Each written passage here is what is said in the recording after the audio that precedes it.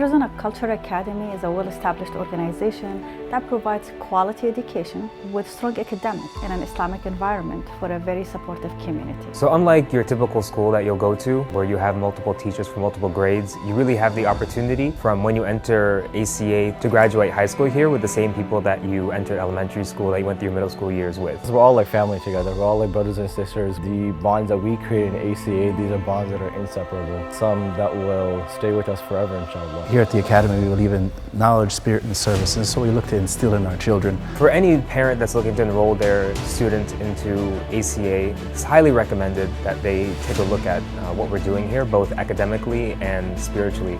The camaraderie and the friendship that the students make is so important in creating this identity for themselves. They are exposed to great role models where it's tough to find people for them to look up to. Kids get the foundation that we would like to see in our kids. Islamic studies, Arabic studies, they know their culture, they know their roots. When we found an ACA school, this was one of the blessings we had. We have some confidence on the education and on the tarbiyah behaviors of the kids. It's a place we can trust our kids, honestly. I just love how the brother and the sisterhood is at ACA. The kids, they feed off our energy, so as long as you're positive, you're telling them the right thing to do, this is the place where you need to come. ACA is a place where we stress family.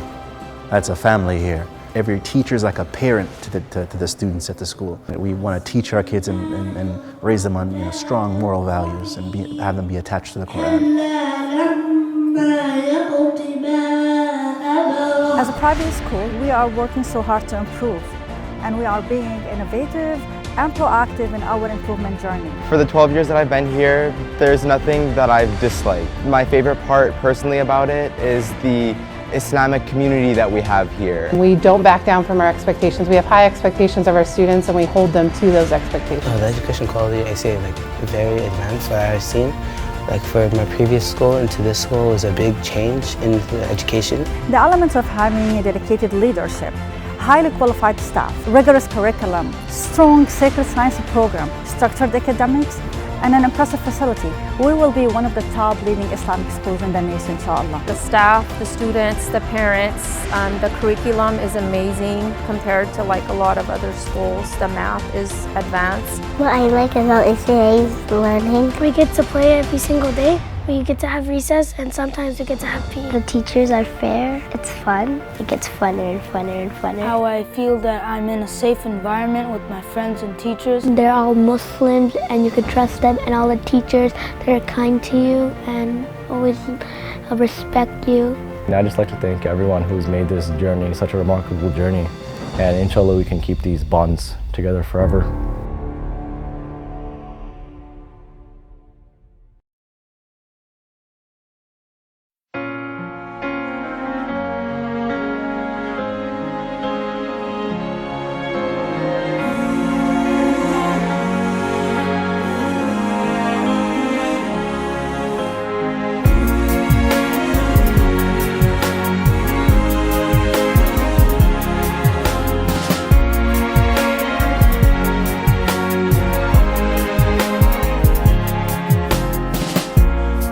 So far from you, yet to me you were always so close. I wandered lost in the dark.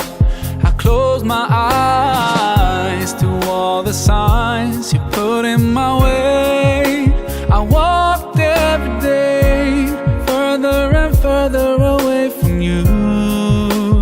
Ooh, Allah, you brought me home. I thank you with every breath I take. Alhamdulillah, Alhamdulillah. All praises to Allah, all praises to Allah. Alhamdulillah, Alhamdulillah. All praises to Allah, all praises to Allah. I never thought about all the things you have given to me. I never thanked you once. I was too proud to see the truth and prostrate to you, until I took the first step, and that's when you opened the doors for me. Now, Allah, I realize what I was missing by being far from you. Alhamdulillah, Alhamdulillah, all praises to Allah, all praises to Allah. Alhamdulillah, Alhamdulillah, all praises to Allah, all praises to Allah.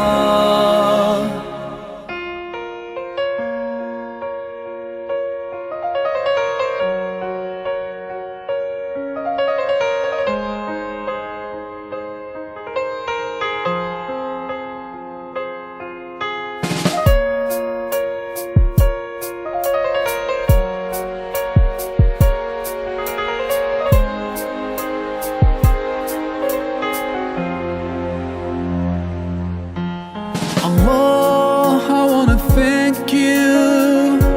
I wanna thank you for all the things that you've done. You've done for me through all my years I've been lost. You guided me from all the ways that were wrong. Indeed, you gave me hope. Oh, Allah, I wanna thank you. I wanna thank you for all the things that you've done. You've done for me through all my years I've been lost. You guided me from all the ways that were wrong.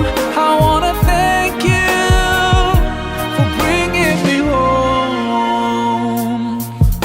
Alhamdulillah, Alhamdulillah, all praises to Allah, all praises to Allah. Alhamdulillah, Alhamdulillah, all praises to Allah, all praises to Allah. السلام عليكم ورحمة الله وبركاته، وكل عام وأنتم بألف خير بمناسبة حلول شهر رمضان المبارك.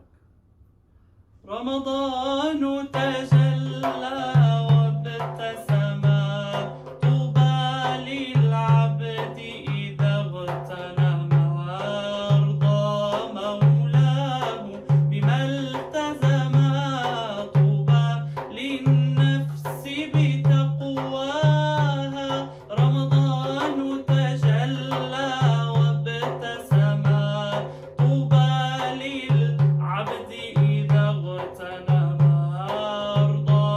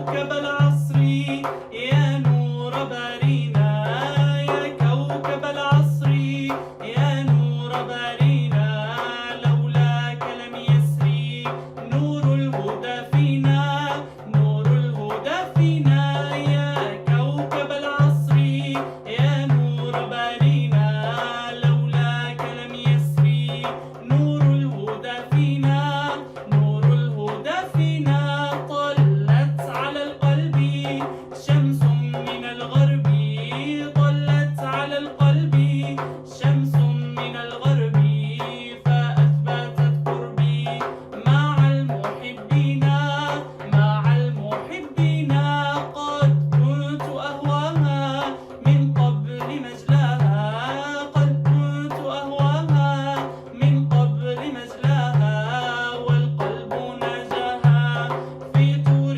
سنينا في طور سنينا يا قطبا الخاتم طه أبا القاسم يا قطبا الخاتم طه أبا القاسم عبيدك الناظم يرجوك تمكينا يرجوك تمكينا ربي بلا حد صلي على الفرد ربي بلا حد صلي على الفرد محمد المهدي تاج النبيين تاج النبيين يا كوكب العصر يا نور بارينا لولاك لم يسري نور الهدى فينا نور الهدى فينا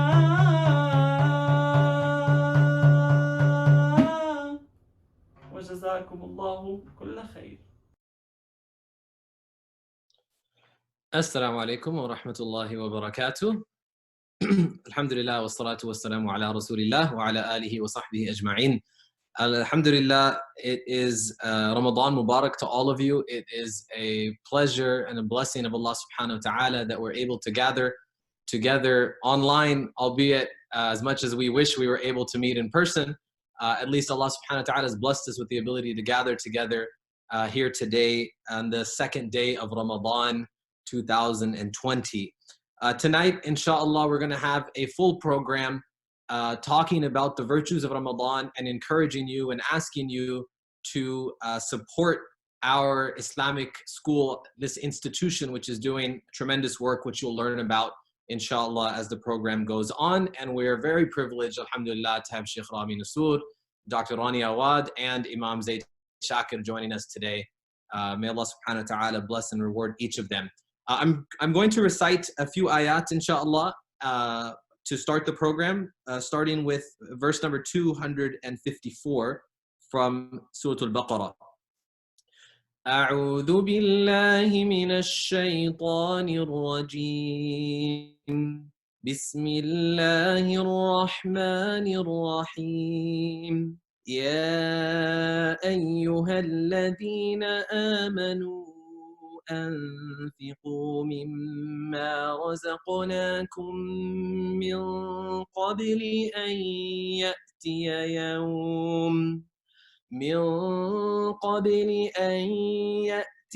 يوم لا بيع فيه ولا خلة ولا شفاعة والكافرون هم الظالمون الله لا إله إلا هو الحي القيوم لا تأخذه سنة ولا نوم له ما في السماوات وما في الأرض من ذا الذي يشفع عنده إلا بإذنه يعلم ما بين أيديهم وما خلفهم ولا يحيطون بشيء من علمه إلا بما شاء وسع كرسيه السماوات والأرض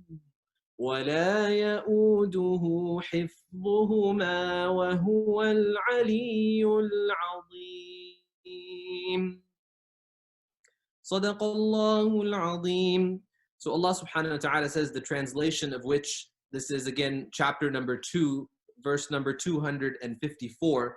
Allah subhanahu wa ta'ala says, O you who believe, give from what we have provided for you before the day comes when there is no bargaining, no friendship, and no intercession. It is the disbelievers who are wrong. And then Allah subhanahu wa ta'ala in the greatest ayah in the Quran says, Allah, there is no God but Him, the ever living, the ever watchful. Neither slumber nor sleep overtakes Him. All that is in the heavens and in the earth belongs to Him. Who is there that can intercede with Him except by His leave? He knows what is before them and what is behind them, but they do not comprehend any of His knowledge except what He wills. His throne extends over the heavens and the earth. It does not weary Him to preserve them both. He is the Most High, the Tremendous. And we ask Allah subhanahu wa ta'ala to shower us today with His blessings in this gathering to each and every one of you and your families. Go ahead, Brother Omer is one of the board members of the ACA and helped design the 2020 plan, which was our school improvement plan. So why don't you go ahead and jump in and we'll come back to Dr. Sarma, inshallah. Inshallah. Bismillahir Rahmanir Rahim. Alhamdulillahi Rabbil Alameen. Allahumma salli ala Sayyidina Muhammad wa ala ali Sayyidina Muhammad wa barik wa sallam.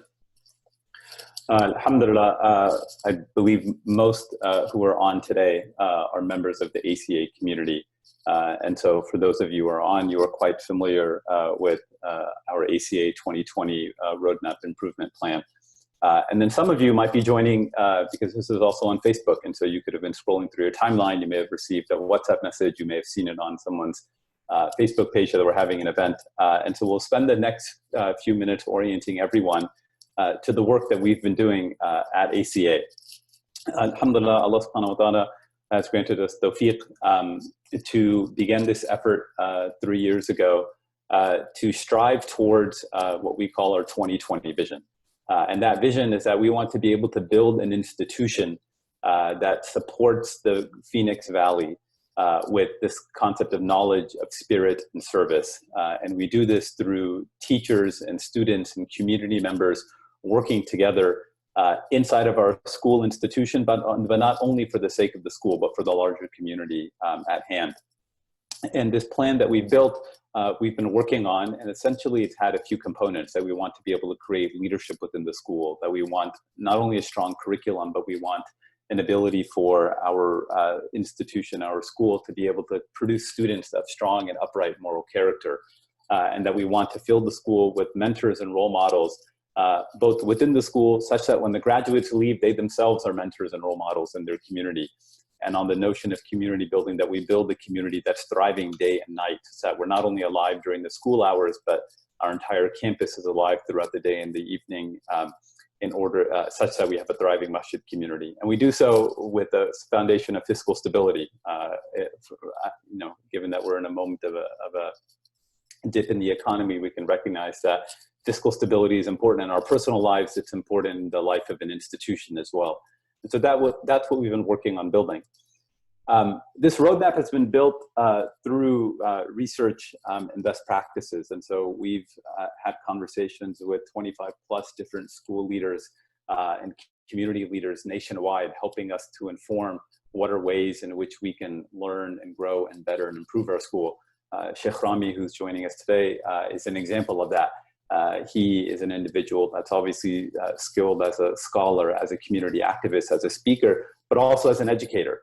That's what he does professionally. That's what he's been trained to do. And we've been taking that sort of advice and we've been used it to improve every aspect of our school, whether it's teaching religion, math, science, whatever it might be.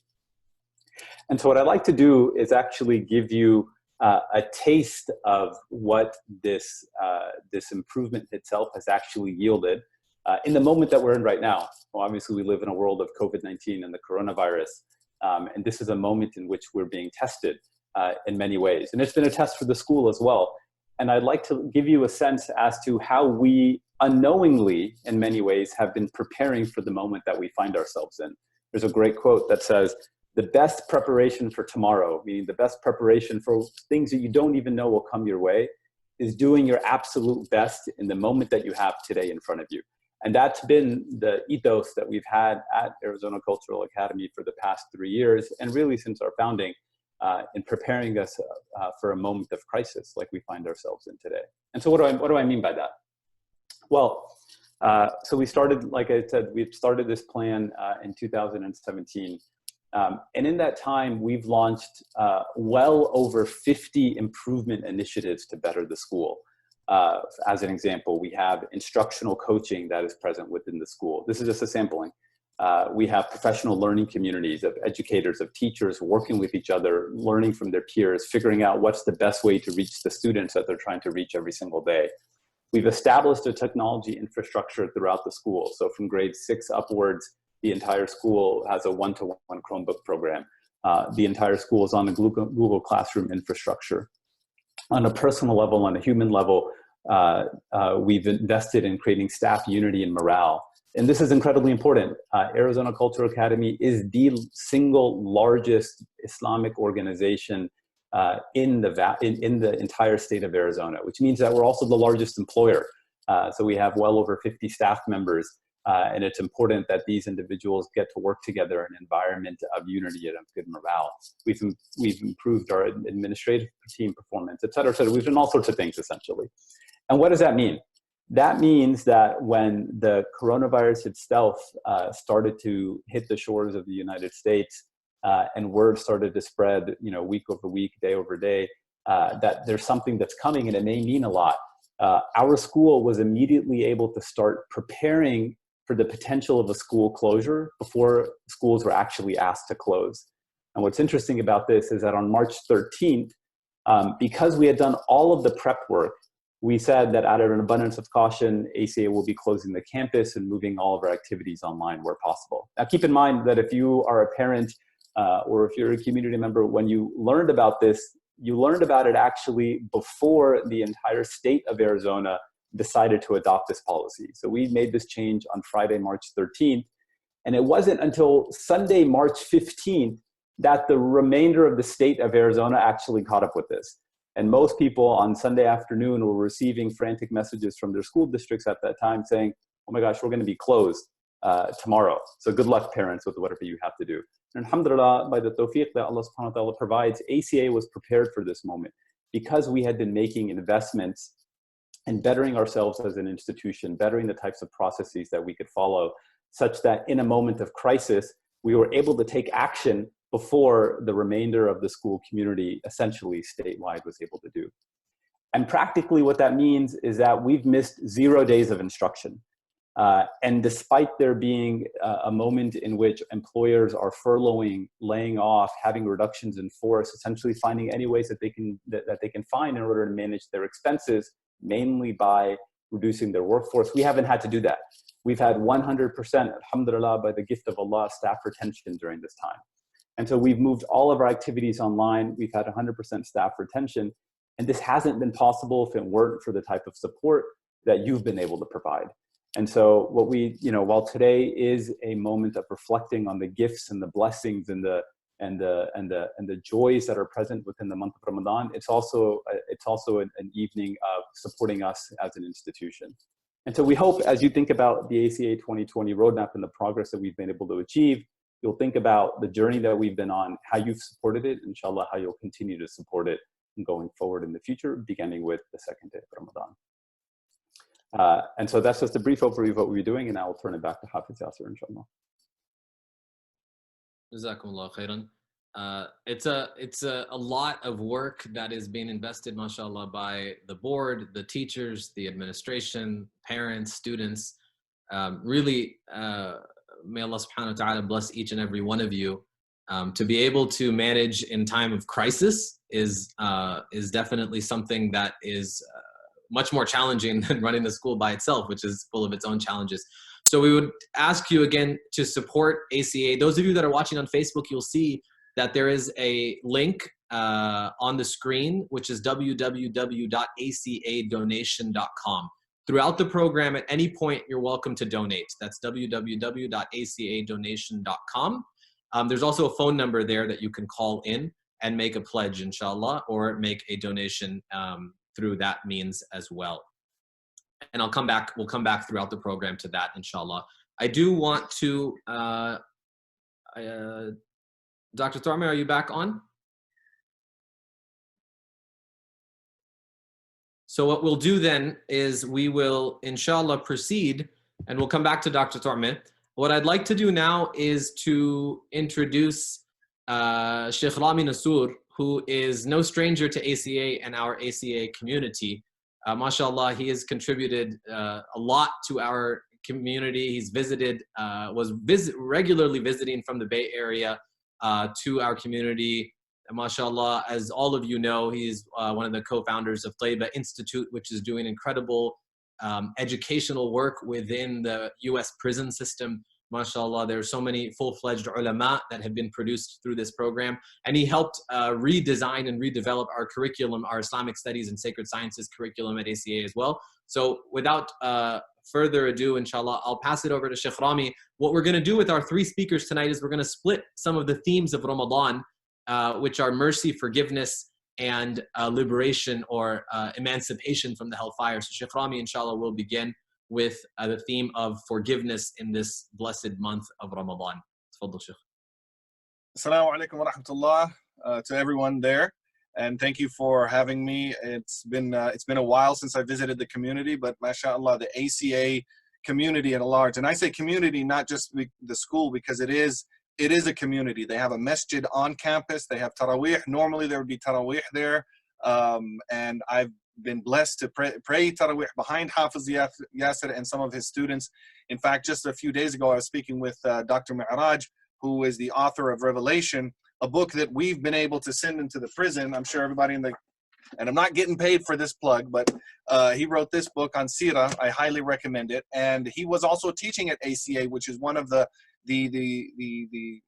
points of the 2020 vision, was to bring in experts from many different fields. And so he taught, and I got a chance to speak with him there. And we were speaking a few days ago, and he shared with me a video, and I heard the Quran reciter, and I said, wow, that sounds like Hafiz Yasser. And I asked about him, and then I found some of his videos online. It's Hafiz Hassan, who's one of the graduates of the Hifz program there at ACA. And maybe you can link his YouTube page. He has amazing qira'ah, and he was able to memorize the Quran and learn the qira'at al-ashar there at ACA. So there is amazing scholarship happening right there at ACA, and I would encourage everybody to listen. I've been listening this last week to his qira'ah specifically, and I reached out to Hafiz Yasser. I said, when I heard this, it was as if I was listening to you, and then I found out it was one of your students. And that reminds us of the nasab that occurs, the connection, the spiritual lineage that occurs in teaching.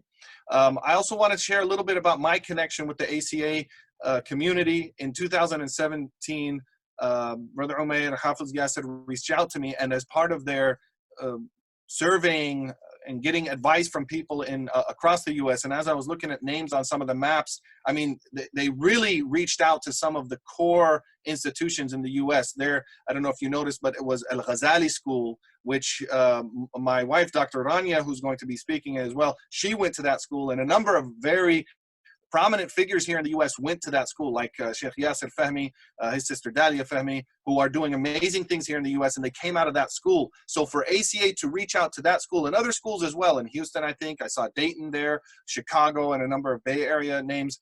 So they're really extracting a lot of the best in terms of educational practices and advice and best guidelines. There was a lot of other things too that was part that I benefited directly when they mentioned about instructional coaching.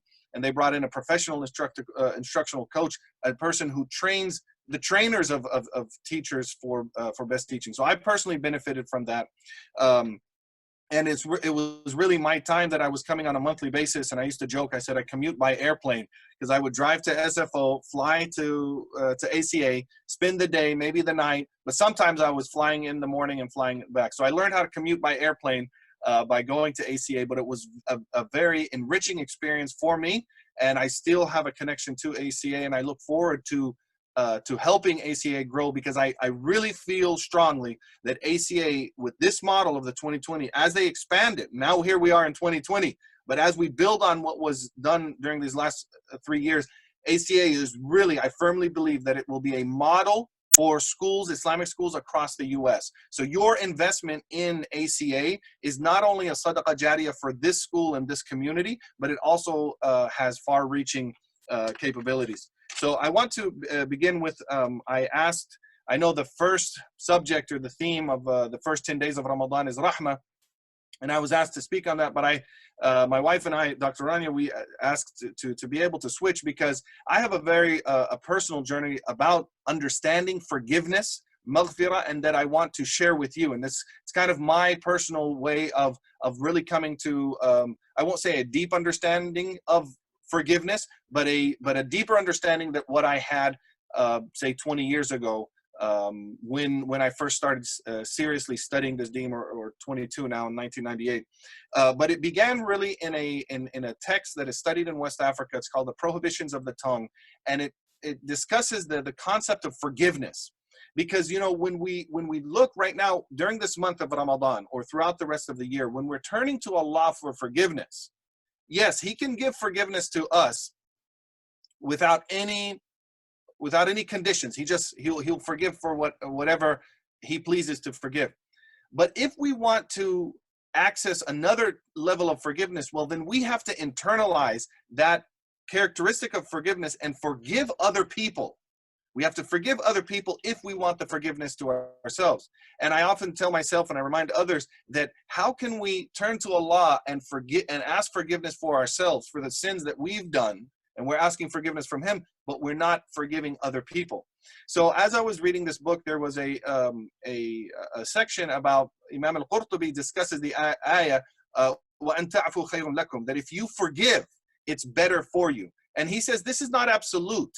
It's not absolute that you have to forgive everybody. He said the forgiveness that we give to other people is for the people who are remorseful, for the people who was just a one-off situation. But if a person is doing something on a very regular basis and we always forgive them, well, then maybe we're aiding and abetting them. We're enabling them in that behavior. So he said sometimes it's good to demand your right, and sometimes it's also good to forgive depending on the situation. And there was another story that was mentioned in there, and it's a hadith that's sometimes especially when I mention this hadith to children, they like the name that's mentioned in the hadith. And it's narrated on the authority of Anas radiallahu anhu that the Messenger of Allah, Rasulullah sallallahu alaihi wasallam, قال أَيَعْجِزُ أَحَدُكُمْ أَن يَكُونَ كَأَبِي ضُمْضُمْ. Can any of you be like, or are you not able to be like Abu Dumdum? And the Sahaba said, who is Abu Dumdum? Or in one narration, Abu Damdam.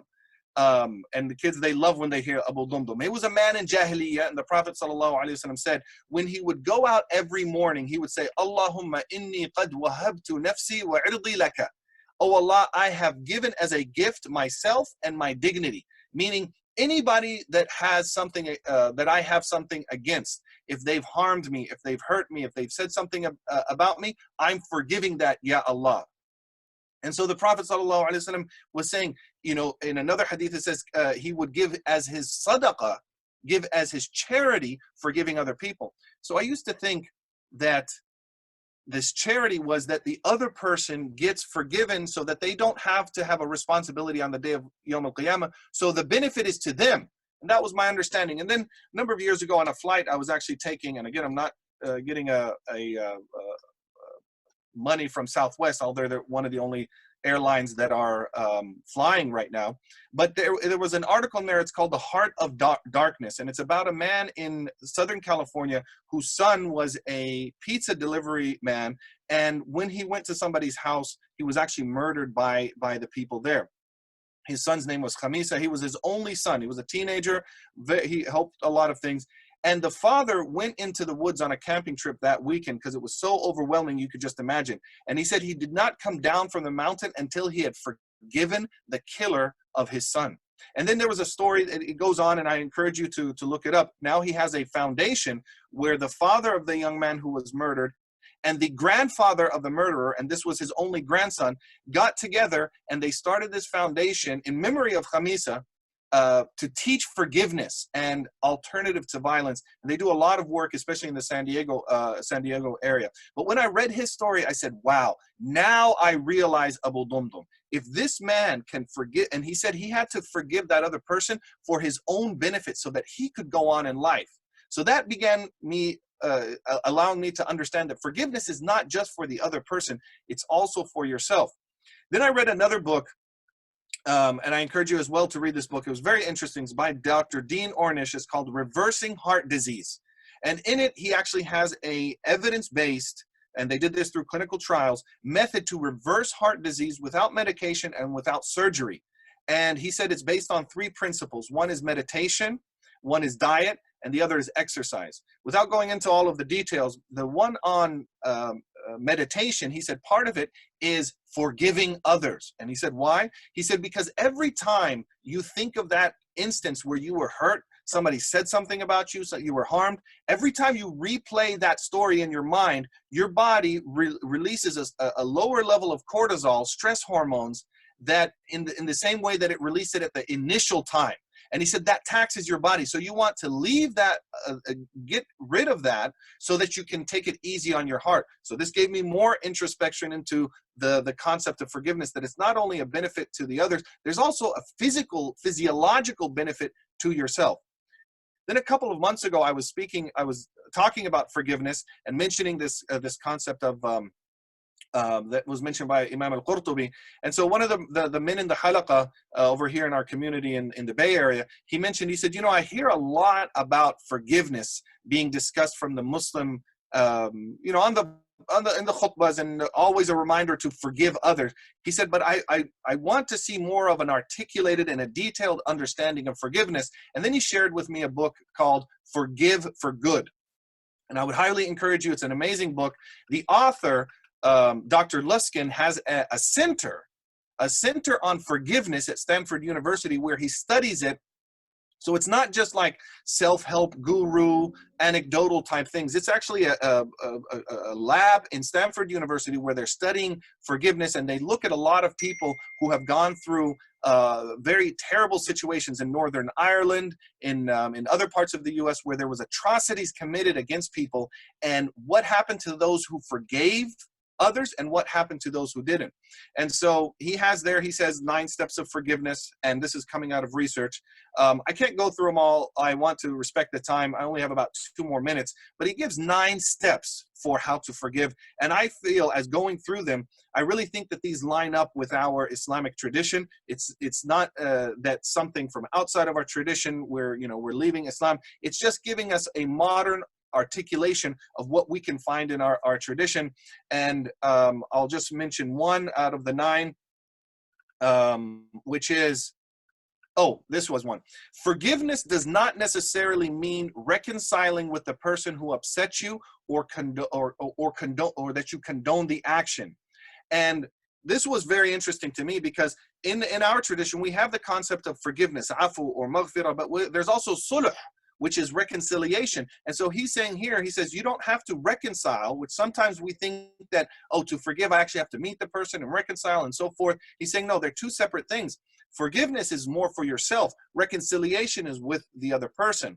And he mentions another very, very interesting idea. He said, most of the time that we harbor these feelings against other people, we've created this story. So there was the incident that occurred, and then we have that memory, but then we created a story, and the story kind of balloons, and then we replay it ourselves over and over and over again. And so what's really hurting us is the story, not the original incident. And so he says, you'll be doing yourself a big favor just by forgiving the person, but you have to go through it. You have to articulate what happened to you, why it was bad. And sometimes this needs to be done with a professional. So it might have to go, if it's a deep hurt, to go through with a counselor or a therapist or so forth. So in respect of the time, I just want to suggest to expand an understanding of forgiveness in some of the modern literature and modern research.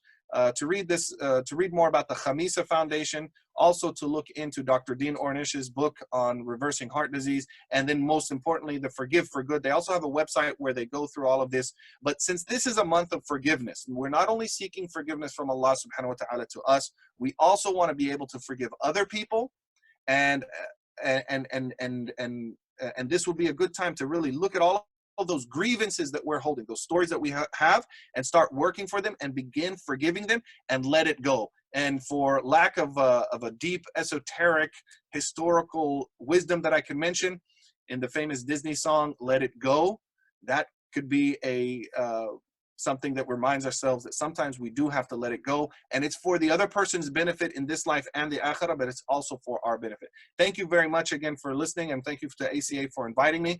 And I would encourage everyone who is able to donate, even if it's a small amount, but if you can give to ACA as much as you can to help expand the program. Many people are benefiting beyond just the walls of the ACA school.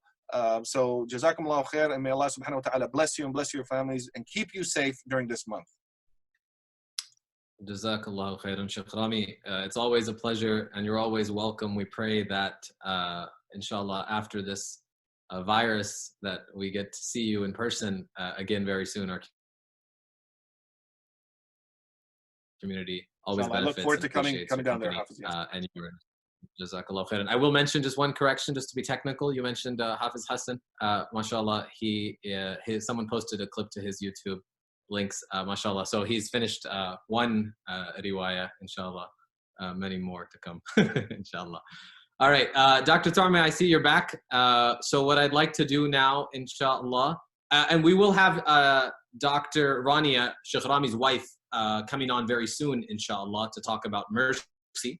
What I would like to do now is, we lost you, Dr. Tarme, earlier, so we're going to go back to Dr. Tarme, inshallah, and he's going to give us more of a historic perspective about ACA. Also, as I said before, and I'll say in each of the breaks or the intermissions, please go to www.acadonation.com at any time through tonight's program, acadonation.com. It's a very easy link. You can pay. If you'd like to make a phone pledge, you can do so by calling 602-454-1222 or texting 602-573-4423. And those numbers will repeat throughout the program, inshallah. So, Dr. Tarme, are you ready? I'm ready. All right. Bismillah. Tafadhal. Assalamu alaikum wa rahmatullahi wa barakatuh. Ramadan Mubarak to all. And Jazakumullahu khair. Thank you for joining us for this virtual event to support Islamic education and to learn about our deen and about Ramadan. I'd like to share some slides with you, inshallah.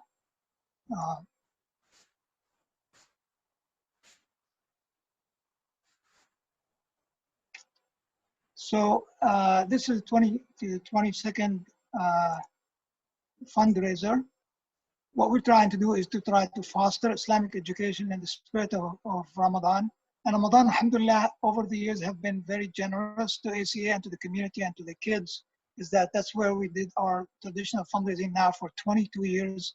It's only by the blessing of Ramadan and blessing of Allah subhanahu wa ta'ala that we're able to keep going. Inshallah, we'll keep going for a long time. Dua of ACA, we adopted this recently. وَقُلْ رَبِّ زِدْنِي عِلْمًا. It's on the fence as you enter ACA. And say, my Lord, bless me with more knowledge. And the motto, which expanded the motto for ACA, which is now empowering the community with knowledge, spirit, and service. We're not just about education, teaching, and learning, but we're also, inshallah, about service and about lifting the spirit of the community and the youth. This is our picture 20 years ago when we started the ACA, very humble beginning, small buildings, but with the blessing of Allah subhanahu wa ta'ala that was relentless, and the support of the community that also was, alhamdulillah, overwhelming. And the changes in law, and by the blessing of Allah subhanahu wa ta'ala, the law to support the ACA with taxes came just 1 or 2 years before we opened the school, subhanAllah. And now today we're at the village for 310 kids and 62 staff members that consider ACA their home, and they interact, alhamdulillah, in an Islamic way, and they learn from each other, and with a success story, alhamdulillah, to share. Countless blessings. It's impractical to count all the blessings of ACA, but I'm going to go through them quickly. You heard them from me before. The accreditation since 2003, beautiful modern facility, dual enrollment, associate's degree from CMCC. We are the largest Muslim employer. We're likely to be, inshallah, for a long time. We have an active masjid and visiting scholars. We have financial stability over the years. That's another blessing. And I said the tax program looks like it was fit fit for our needs that it started for 2 years before we even built the school. Alhamdulillah. One of the blessings is that academically we're ranked third as a private school in Arizona by niche, and we're escalating the use of technology. It's unbelievable.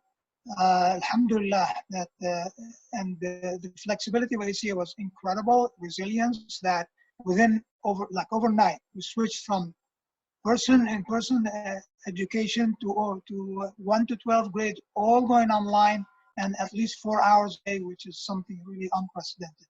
We have highly qualified staff, and we have sports and other activities, and we are, bi'Iznillah and bifadlillah, attracting talent all the time, whether it's staff, board, or parents, students, etc. So here's the board. Alhamdulillah, we have a new addition to the board. The first time, the first fundraiser for her to be on the board, Sister Reem Qabani. You're familiar with the other 4 faces, alhamdulillah. She hit the ground running, mashallah, and she already helped us with her talent in accounting, and you'll hear the story, inshallah, sometime.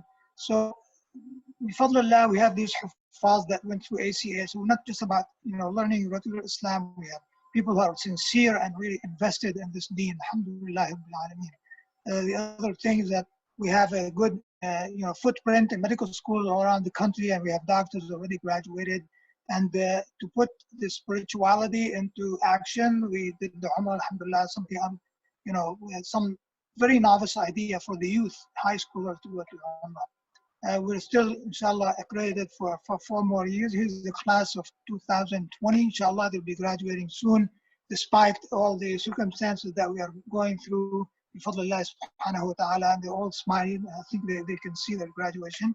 And before them, there were 14 generations. In total, 158 people we produced to the community that are now either pursuing education or in careers, like Brother Zaid, who, mashallah, he's on the board. He's very active and practicing attorney, very, alhamdulillah.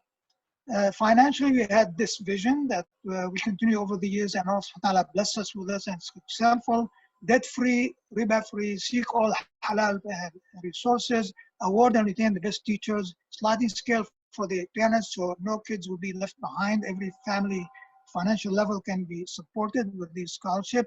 And we put growth and endowment in every budget every year, so we always set aside a little bit, and we diverse the investment, inshallah. For the budget this year, we between tuition, tax donation, individual from people like you, mashallah, jazakumullah khair, or corporate donations from those who have corporations, and they help ACA. Also, we have a little bit from endowment coming in income, and your charitable donations last year have been 318, so 2,720,000. For the expenses, we had a little more, over 3 million. As you notice that the payroll is over 2 million. We have a little bit of deficit. Allah subhanahu wa ta'ala will help, and you will help. And for next year, we have revenues that may be decreasing a little bit because enrollment may not be as the same number as the economy may turn down a little bit. May Allah subhanahu wa ta'ala prevent that and help us, and keep all our kids in plus more to have the opportunity to learn. So, however, revenue may be decreased. We took advantage of the federal loan, and what you see here is part of the loan, but what's not in that revenue is your donations. So if you can give somehow start with 400,000 tonight, the rest will come through the year, and we'll make up the budget, inshallah. Wa akhir da'wana alhamdulillahi rabbil alameen. ACAdonations.com. Jazakumullahu khairan. Assalamu alaikum wa rahmatullahi wa barakatuh. Ramadan Mubarak, inshallah. May Allah bless you.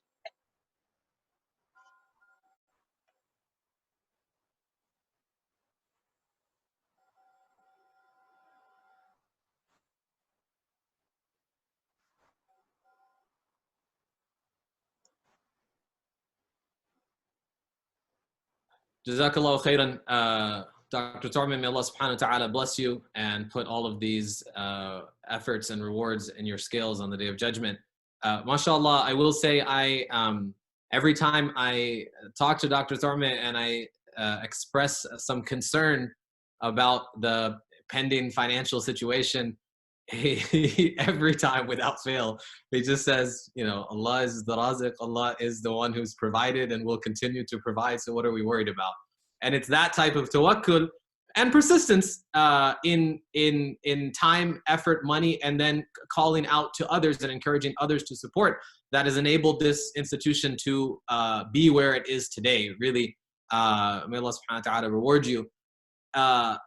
We're gonna move to the fundraising portion. Now, normally in our this is where someone stands up and then asks people to raise their hands for money. But subhanallah, it's all part of the plan of Allah subhanahu wa ta'ala, that the things I was talking to my wife and my friends in the last couple of days, just about the things that used to annoy us, we now wish we could be a part of, right? The part that you would say is dragging on, the fundraising, now we all wish we could experience that. As an imam, the guy in the back who likes to yell the corrections, from the back of the masjid. It used to be really like something that would bother you. Now, if only I could hear that guy screaming to make the corrections. But what we do have is Allah subhanahu wa ta'ala has blessed us with the ability to give. Now, that hasn't changed. And Allah subhanahu wa ta'ala has given each and every one of us the ability to give, whether it's a lot or a little. And this is the important part. Sheikh Rami mentioned, even, we're coming into very unprecedented financial conditions. Many of you, may have lost your jobs, may not have had the same income sources, may be worried about tomorrow. And that's when, if you give in this condition, the reward, inshallah, the barakah will be tremendously more. Because the Prophet ﷺ says, مَا نَقَصَ مَالٌ مِّن صَدَقَةٍ وَكَمَا قَالَ عَلَيْهِ الصَّلَاةُ وَالسَّلَامُ, that wealth does not decrease by sadaqah. That charity is not something that's going to decrease your wealth. And alhamdulillah, we're very blessed today that we have an anonymous donor who has pledged to match the first $100,000 of donations. So you have the ability today, inshallah, to give and to double your reward. Now, to take a step back, we all know that Allah subhanahu wa ta'ala, tonight's the third night of Ramadan.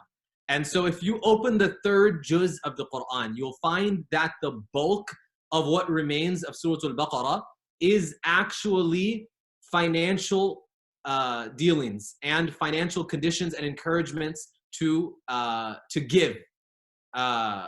Sheikh Rami, correct me if I overstep at all, please, inshallah, feel free to jump in. But Allah subhanahu wa ta'ala is encouraging us in the very beginning of the juz, Ya ayyuha alladhina amanu anfiqu mimma razaqnakum, that, oh, you who believe, give from what we have given you, what we've provided for you. And Allah subhanahu wa ta'ala says, مَثَلُ الَّذِينَ يُنْفِقُونَ أَمْوَالَهُمْ فِي سَبِيلِ اللَّهِ كَمَثَلِ حَبَّةٍ أَنْبَتَتْ سَبْعَ سَنَابِلَ فِي كُلِّ سُنْبُلَةٍ مِئَةُ حَبَّةٍ. That the person who gives Allah subhanahu wa ta'ala's $1, Allah is promising 700 times that reward. 700 times that reward is promised. That's outside of Ramadan. That's outside of Ramadan. We're in Ramadan where Wallahu yudha'ifu liman yasha. Allah subhanahu wa ta'ala will give much, much more. And now you have the opportunity to double that. So you're giving $1, it counts as two, because the first $100,000 that are pledged or will be donated, inshallah, will be matched. Sister Nuhad, can we put the donation page up, please? So acadonation.com. This is where you can go to give donations now. acadonation.com. You can go and give a credit card donation, or if you scroll down, Sister Nuhad, you can show them where they have the ability to donate via an electronic check as well. So this is an instant donation from your bank account. You just have to click that button, and then it'll ask for your routing number and account number. So you can give via credit card, you can give via electronic check. You can also, at the top of the screen, if we go back up, you'll see a phone number. That phone number, we have a whole team waiting for your phone calls, inshallah, who are ready to accept your pledges. If you'd like to pledge now, but you don't want to give today, you're waiting for next week, inshallah, make the niyyah, because the angels will make dua for you. The angels will make dua for you when you make a pledge. So 602-454-1222, inshallah. I'd like to try, I don't know how this will work, but I'd like to try, inshallah, to have people, you have the ability, I believe, to raise your hand or to put something in the chat or to try any of these methods, inshallah. But what we would like to do is to have some donors. Typically every Ramadan, we have the sabiqun, those at the forefront, who are ready to pledge $50,000 to support ACA. Today, inshallah, we'll cut that in half. Inshallah, our goal is 400,000. We'd like to have a couple donors, inshallah, to split the $25,000 mark. What is this money go to? This is all the effort. Now, Brother Omer mentioned, and this is really incredible, mashallah. An institution of this size didn't lay off a single person when this crisis happened. Whereas across the country, every institution, business, large, massive businesses are laying people off. Alhamdulillah, alhamdulillah, thumma alhamdulillah, we were able to continue to employ, not just employ and people are getting checks, but everybody's contributing. Everybody from the top to the bottom has shifted to an online teaching platform and is contributing in ways that, are way more than we could even ask for. So inshallah, if we have those 2 donors who will give, mashallah, as you can see, the tally is going up, and you can make a pledge as well via, you can call the number or you can also text. And the texting number is, if someone can post in the chat, inshallah, the text, you can text 602-573-4423. So if you'd like to text and say, I want to pledge, 5,000, 10,000, inshallah, what we would like, inshallah, if I'll move now, but what I want you to recognize is that the coronavirus taught us something. The coronavirus taught us that we're not in control of our wealth. We're not in control of our life. That everything is a gift from Allah subhanahu wa ta'ala, and it can be taken away at a moment's notice. And so we have to use every single chance we have to give. And we all know that Allah subhanahu wa ta'ala promises that every one of us is going to pass one day. Kullu nafsin dha'iqatul maut. Right? Whether it's today, tomorrow, the day after, all of us are going to leave this world. And the Prophet ﷺ says that there are 3 actions. After you die, you can't go back. A person will ask Allah subhanahu wa ta'ala, لَوْلَا أَخَرْتَنِي إِلَىٰ أَجَلٍ قَرِيبٍ فَأَصَّدَّقَ وَأَكُمْ مِنَ الصَّالِحِينَ. If I only had a chance, I would give. If only I had another moment to give.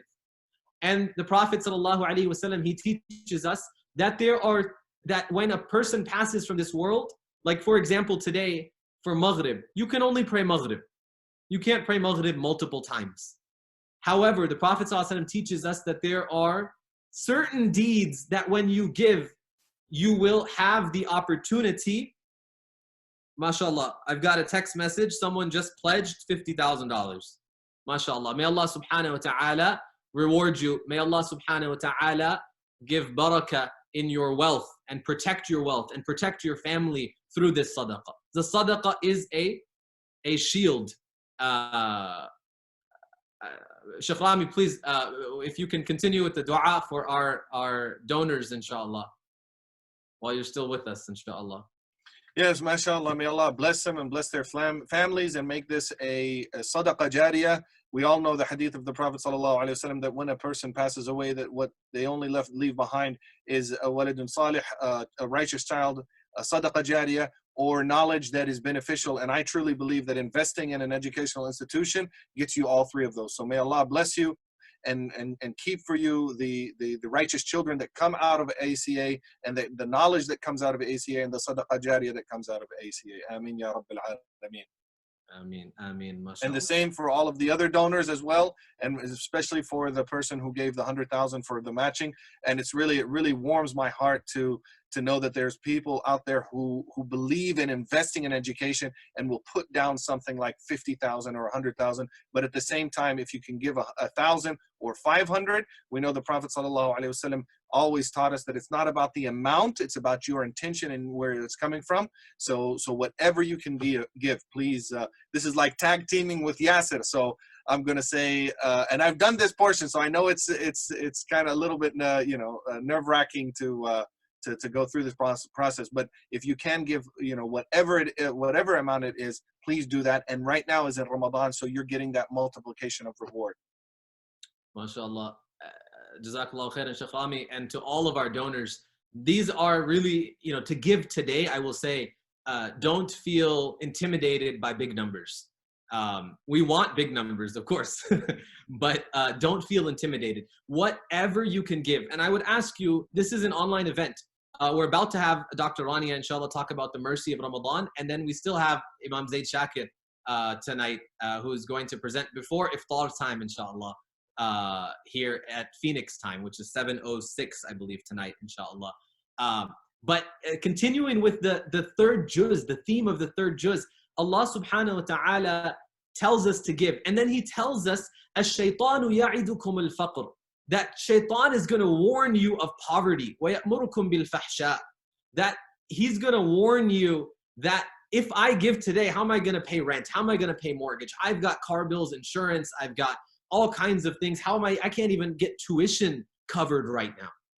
And Allah subhanahu wa ta'ala says, Wallahu ya'idukum maghfiratan minhu wa fadla. Maghfirah, as Shaykh Rami talking about forgiveness, that Allah subhanahu wa ta'ala is going to give you his fadl, he's going to give you his forgiveness. This is a path in this month to give. And as I said, especially when times are difficult. So mashallah, we have now, at this point, we have 24,622 that is collected. And on the pledge side, mashallah, may Allah subhanahu wa ta'ala bless each and every one of our pledgers and donors, 100,572. Now, these pledges, Sister Nahad, these pledges are not including the match. Is that correct? We'll come back to the clarification, inshallah. So, as we said, we have one generous donor, inshallah, who's matching the first 100. So this is outside of that. So alhamdulillah, if you add that now to doubling the pledge amount that we have now, she said that is correct, mashallah. So the pledged amount now, each person who's given till now is doubled their reward, inshallah, with Allah subhanahu wa ta'ala. We asked because we said that we've gotten a match donation, so that should take us above 200, inshallah. May Allah subhanahu wa ta'ala reward each and every one of you. Please keep donating. Please, you can send this live Facebook link. Even if you're not registered for the Zoom webinar, you can share the live Facebook link to all of your friends and send it on WhatsApp. It's an easy donation link, acadonation.com. Give $50, give $100, inshallah. Ma naqasa malum min sadaqah. Your wealth will not be decreased by sadaqah. Inshallah, what I'm going to do now is I'm going to move to Dr. Rania Awad, who is a scholar, the wife of Shaykh Rami, mashallah. What a blessed family you have. May Allah subhanahu wa ta'ala bless and protect and preserve you and enable us and the entire ummah to continue to benefit from both of you. And also a professor at Stanford University and the director of the Khalil Center on Mental Health, particularly for Muslims, and looking at issues relating to Islam and mental health. So a very unique perspective she's going to offer us today, inshallah, on Ramadan and the Ramadan as the month of mercy. And we'll come back, inshallah, Sister Nahad, we can close this down. We'll come back after Dr. Rania's portion, inshallah, to remind you again and encourage you again to give in this blessed month. Jazakumullahu khairan. Assalamu alaikum wa rahmatullahi wa barakatuhu. It's definitely a pleasure and honor to be here and join you for the first time at the ACA. Of course, I've heard so much about you through Shaykh Rami and all the great work that you've been doing and really making this wonderful institution happen, and where the children, inshallah, and the youth that are going to come out of it be from the Salihin, and those who will be from the forerunners, if we hope, inshallah, in the community. Inshallah, today I was tasked to speak on the topic of Rahmah, and we happen to be, of course, as you know, in the days of Rahmah, of mercy, in these first 10 days of Ramadan. So I hope, inshallah, the last, these 2 days of fasting for everybody and the 2 days of Tarawih at home have been going well, though they may be different. Inshallah, we hope we've already been feeling the rahmah of Allah subhanahu wa ta'ala. And I can't really, I keep reflecting, and I have been reflecting honestly for the last several weeks since the shelter in place orders have come in and we've all been home, thinking about how Allah always has a divine wisdom and plan in everything that he's doing. And that Ramadan would also come under the time of the shelter in place rulings. And subhanAllah, in really thinking about how the earth outside is healing without us humans being in it much, mashallah. And what does that mean for us at home? Spending that time at home, should we not be healing too? Has really been the question I've been reflecting on quite a bit. Certainly all of our teachers, all of our spiritual teachers have been telling us, Alhamdulillah, you have finally been able to sit down in place and connect with your creator, mashallah. So in the work that we do in mental health specifically, we always try to reframe our thinking. So many people have been saying, we miss the masajid. Of course we do. We miss the way Ramadan used to be. We miss the tarawih. We miss the communal iftars. What is the silver lining then? Because that is what is up to us then to reflect on the wisdom of what Allah subhanahu wa ta'ala has here.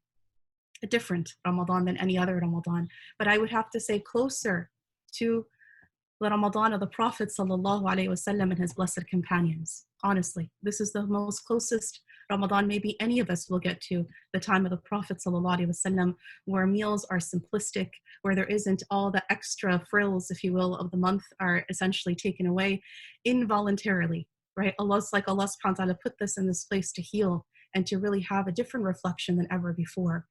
And in thinking about rahmah, in mercy, where is the mercy in all of this? And maybe it's hard to sometimes see that or fully understand it, but let's reflect together a little bit first, inshallah. There was a story about the Prophet ﷺ sitting with the companions at the time of a battle, and there was a group of women and children during that time, and there was a mother who had lost her child in the midst of all of this and was frantically going back and forth trying to find the child and asking everybody where was he, and just really frantic about searching for her child.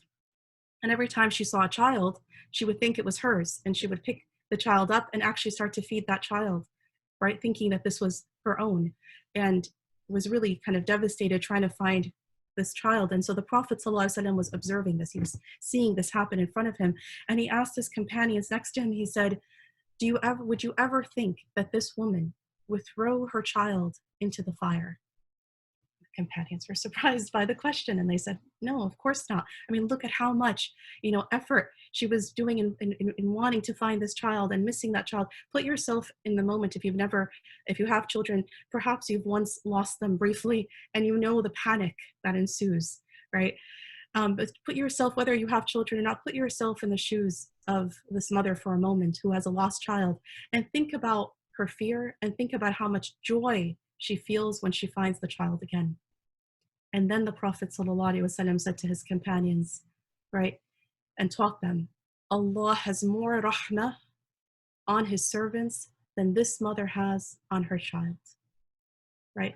And that frames the whole discussion of what we're talking about here. Often in English, we translate the word rahmah into mercy. And it's an okay translation, but it doesn't encompass everything that we're trying to speak about here. And in order to talk about the days of rahmah in Ramadan, we first have to identify what is rahmah according to the Quran. And this name that we know of, we say every day in our prayers, Ar-Rahman, Ar-Rahim, what does it actually translate to? Well, let's continue, inshallah, with more stories where the Prophet ﷺ is teaching us.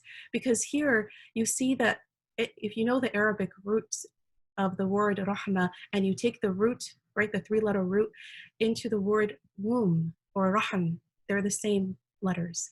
And there's no surprise there that the word, the womb that holds the child in the mother's womb and nourishes it and takes care of it. And any woman who's been pregnant, you know that the doctors have said to you, right, don't worry about the baby. The baby will take from your body everything it needs to grow and be nourished. Worry about sustaining yourself, right? Because the baby will get what it needs. SubhanAllah, that's how Allah has created this womb that nourishes and protects and safeguards until the baby is ready to be born.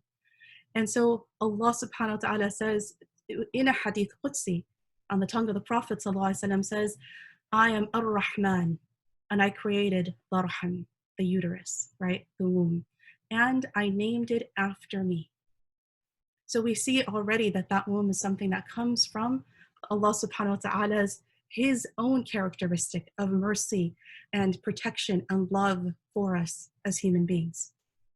So the very nature, that's the core or the very nature, the essence of Allah subhanahu wa ta'ala's nature. And that's what the womb symbolizes, that nurturing emotional bond. And that's the kind of bond we need to have with Allah subhanahu wa ta'ala, and that I hope inshallah this Ramadan will help nurture. And if you look in the Quran, there's multiple verses that speak to the word rahmah. We'll just have time to mention a couple of them, inshallah, where Allah subhanahu wa ta'ala says, قُلْ سَلَامٌ عَلَيْكُمْ إِنَّ رَبَّكُمْ كَتَبَ عَلَى نَفْسِهِ الرَّحْمَةِ. Right? He's explaining and telling the Prophet ﷺ to say, peace be upon you, your Lord has prescribed rahmah onto himself. And so any of you who does wrong out of ignorance and turns back and makes amends, asks for forgiveness, that indeed he is forgiving, the Rahim. The Rahim is the one who is full of rahmah. So this month is a month of forgiveness. It's a month unlike any other month of the year, as you know, mashallah, that there are more people who are forgiven in the month of Ramadan than any other month collectively in the entire year. And we have the possibility of entering into this month. Alhamdulillah, Allah has allowed us to balaghna Ramadan, right? He allowed us to enter Ramadan. And now the prayer should be that we do not exit Ramadan without being fully forgiven and completely immersed in this rahmah that He has, inshallah, for us. And you see that the mothers aren't the only ones that are characterized by rahmah, nor is the womb. The Prophet himself, sallallahu alaihi wasallam, there's so many narrations where he is described as being incredibly merciful with his own children, with his grandchildren, right? Kissing them and hugging him. And in one point, Sayyidina Aisha narrates that she was sitting, narrates a hadith where the Prophet ﷺ was sitting, hugging and kissing and making dua for his grandchildren. And a Bedouin man came in and saw this. And he was surprised by it. And he kind of offhandedly sort of, almost like proud of his own self said, I have 10 children and I have never hugged any one of them, never kissed any one of them. Kind of proud of himself, like that this was something to be proud of. And the Prophet ﷺ in one narration said to him, well, what can I do for you if Allah has removed rahmah from your heart? MashaAllah. In another narration, he said, he who shows no rahmah will not be shown rahmah in the hereafter. Man la yarham, la yurham. Right? And so a clear kind of taking away the Jahili or Bedouin or non-Islamic culture of not having that kind of affection and closeness to our own children and those who are in our care. This is a school, mashallah. Teachers act in this same capacity too. They are like surrogate parents when the parents aren't there. Same with administrators. I myself went to Islamic school growing up, and I have to say there were so many people in that school that affected me. My decision to wear hijab, nobody in my family wore hijab. It was the teachers in that school. My decision to get excited about the deen and interested had a lot to do with the teachers who were teaching me, the surrogate parents, if you will, right? So there's a very important role that teachers in schools play. And continuing with the Prophet ﷺ, there was a time, as you know probably, that except for one, all of his children died in his lifetime, sallallahu alaihi wasallam. Which is very difficult when you think about that, how much difficulty he endured throughout his lifetime. And he also had grandchildren who were buried in his lifetime. And on one occasion, he was actually burying a granddaughter, and he started to cry. And the Sahaba were, again, surprised by this, and they asked him, Ya Rasulullah, your eyes filled with tears. And he said the hadith where it says, this is the rahmah that Allah has placed in the hearts of the servants, explaining to us that this is not a show of weakness or a sign that we are not strong or a sign that we don't believe and depend on Allah, or that we do not agree with Allah's decree. No, rather what this is actually showing our human natural emotion, right? And this kind of rahmah, Allah has so much more of it than any of us can ever imagine as human beings.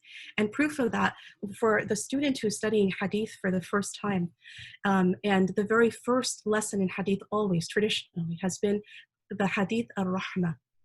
We all cover this hadith when we first study, and it's the very first hadith that you get narrated from your teacher on sanad, right? From teacher to student with the full isnad. And it's called the Hadith of Rahmah because basically the Hadith says, you know, to those who show mercy, the merciful will show mercy. Show mercy to those on earth, those in the heavens will show mercy to you, right? الراحمون يرحمهم الرحمن ارحم من في الأرض يرحمك من في السماء.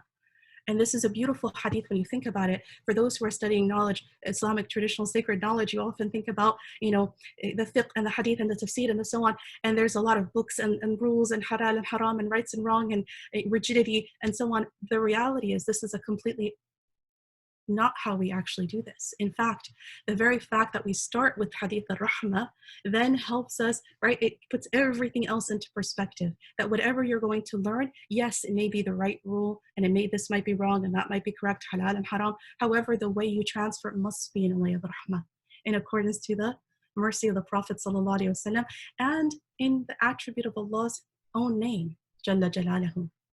So here we are in the days of mercy, in the month of Ramadan, and we've talked about what is the nature of mercy according to the hadith of the Prophet ﷺ, the ahadith, and according to the Quran. And here are the days where Allah subhanahu wa ta'ala actually gives us ability to, He gives us actions that then engenders that mercy. Fasting in itself is a mercy. It's a mercy because we become more merciful, putting ourselves in the shoes of those who are not able to eat and drink and dress and be in the same situations as we are. And yes, as a humanity, we're all suffering from the current COVID crisis. But subhanAllah, any one of us that has not gone ill this crisis so far, that is a rahmah. And that in itself deserves dua and shukr to Allah subhanahu wa ta'ala on a daily basis. Every day that we don't wake up sick, we need to give that shukr. And every day that we hear that our family members or relatives or whoever has gotten well, we need to give that shukr. It's days of mercy. This is also a time where in the worship of Allah subhanahu wa ta'ala, granted it's worship at home, which is blessed. And again, in accordance to the sunnah of the Prophet ﷺ, where he only did tarawih twice or three times in the masjid, and then the rest of his life, for the remaining 8 years or so of his life, prayed tarawih completely at home, as you know in the seerah. And so here we are imitating the sunnah of the original sunnah of the Prophet ﷺ until we're able to get back to the masajid and pray again in community, in congregation. But until then, this is really a time to really think about this first third of the month and all of the sins that have piled up. All of the people we've wronged, all of the times that we've said things we shouldn't, all the times we've rolled our eyes at our parents, all the times that we've done things that really are, not in accordance to a life of rahmah, if you will.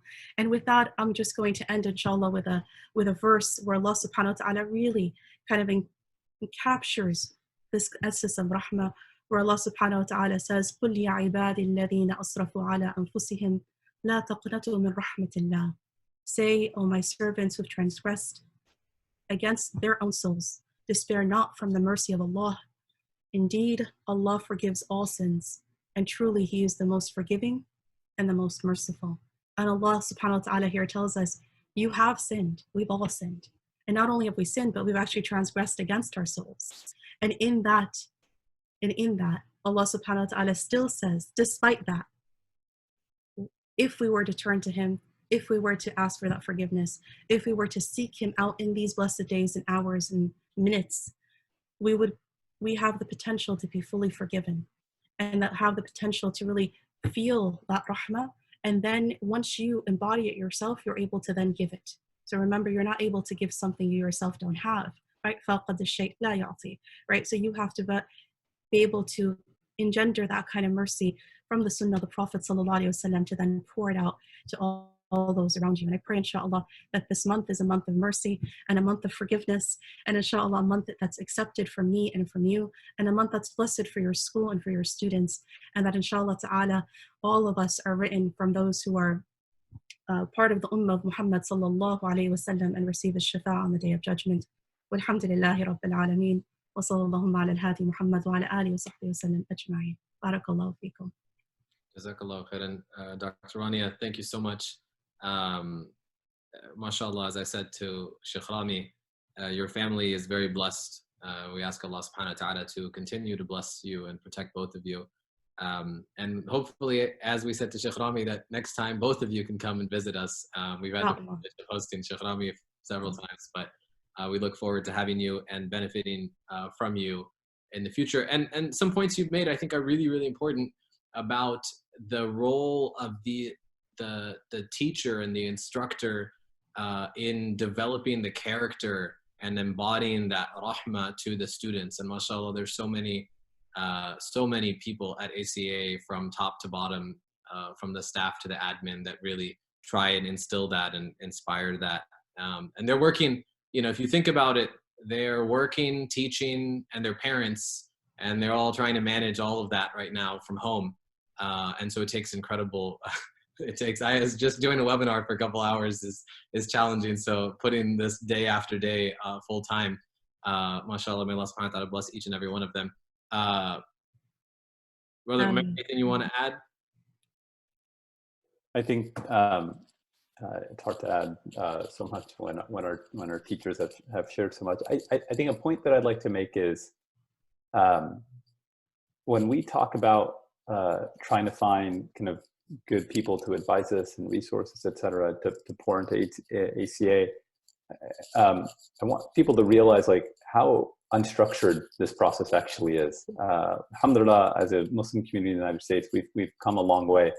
But still, when it comes, for example, if you're running in an Islamic school, something that seems simple, which is we'd like to build a new curriculum. It's actually really hard to do. It's hard to find a good curriculum to be able to do that.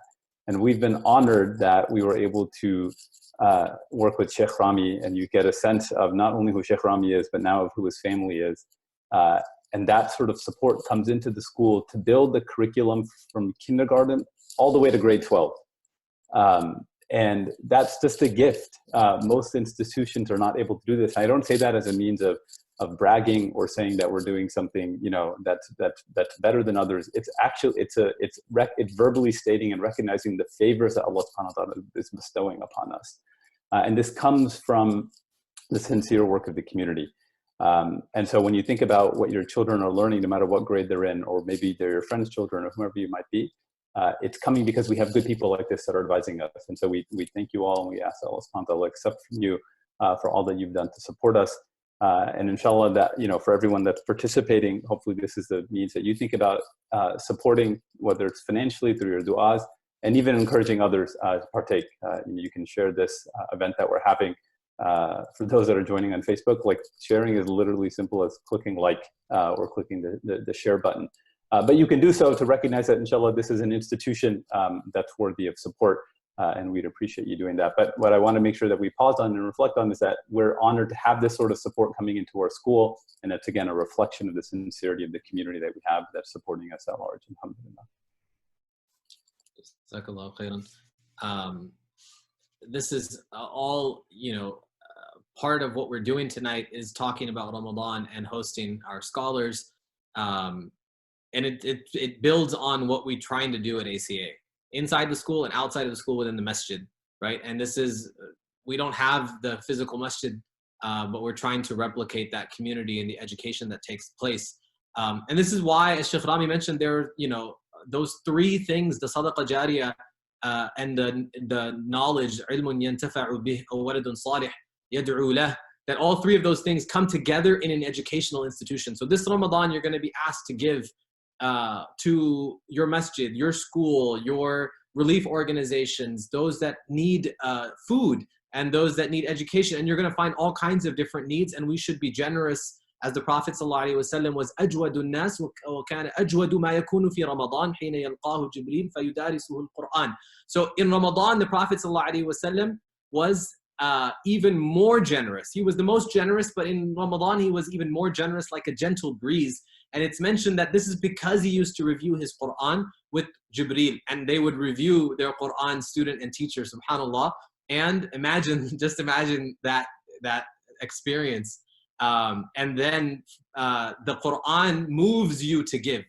And there's an interesting or a fascinating ayah, I think, that's relevant to our time right now, in which Allah subhanahu wa ta'ala says that لِيُنْفِقْ ذُو سَعَةٍ مِّن سَعَةِهِ, that the person who has been given wealth, he or she should give from their wealth.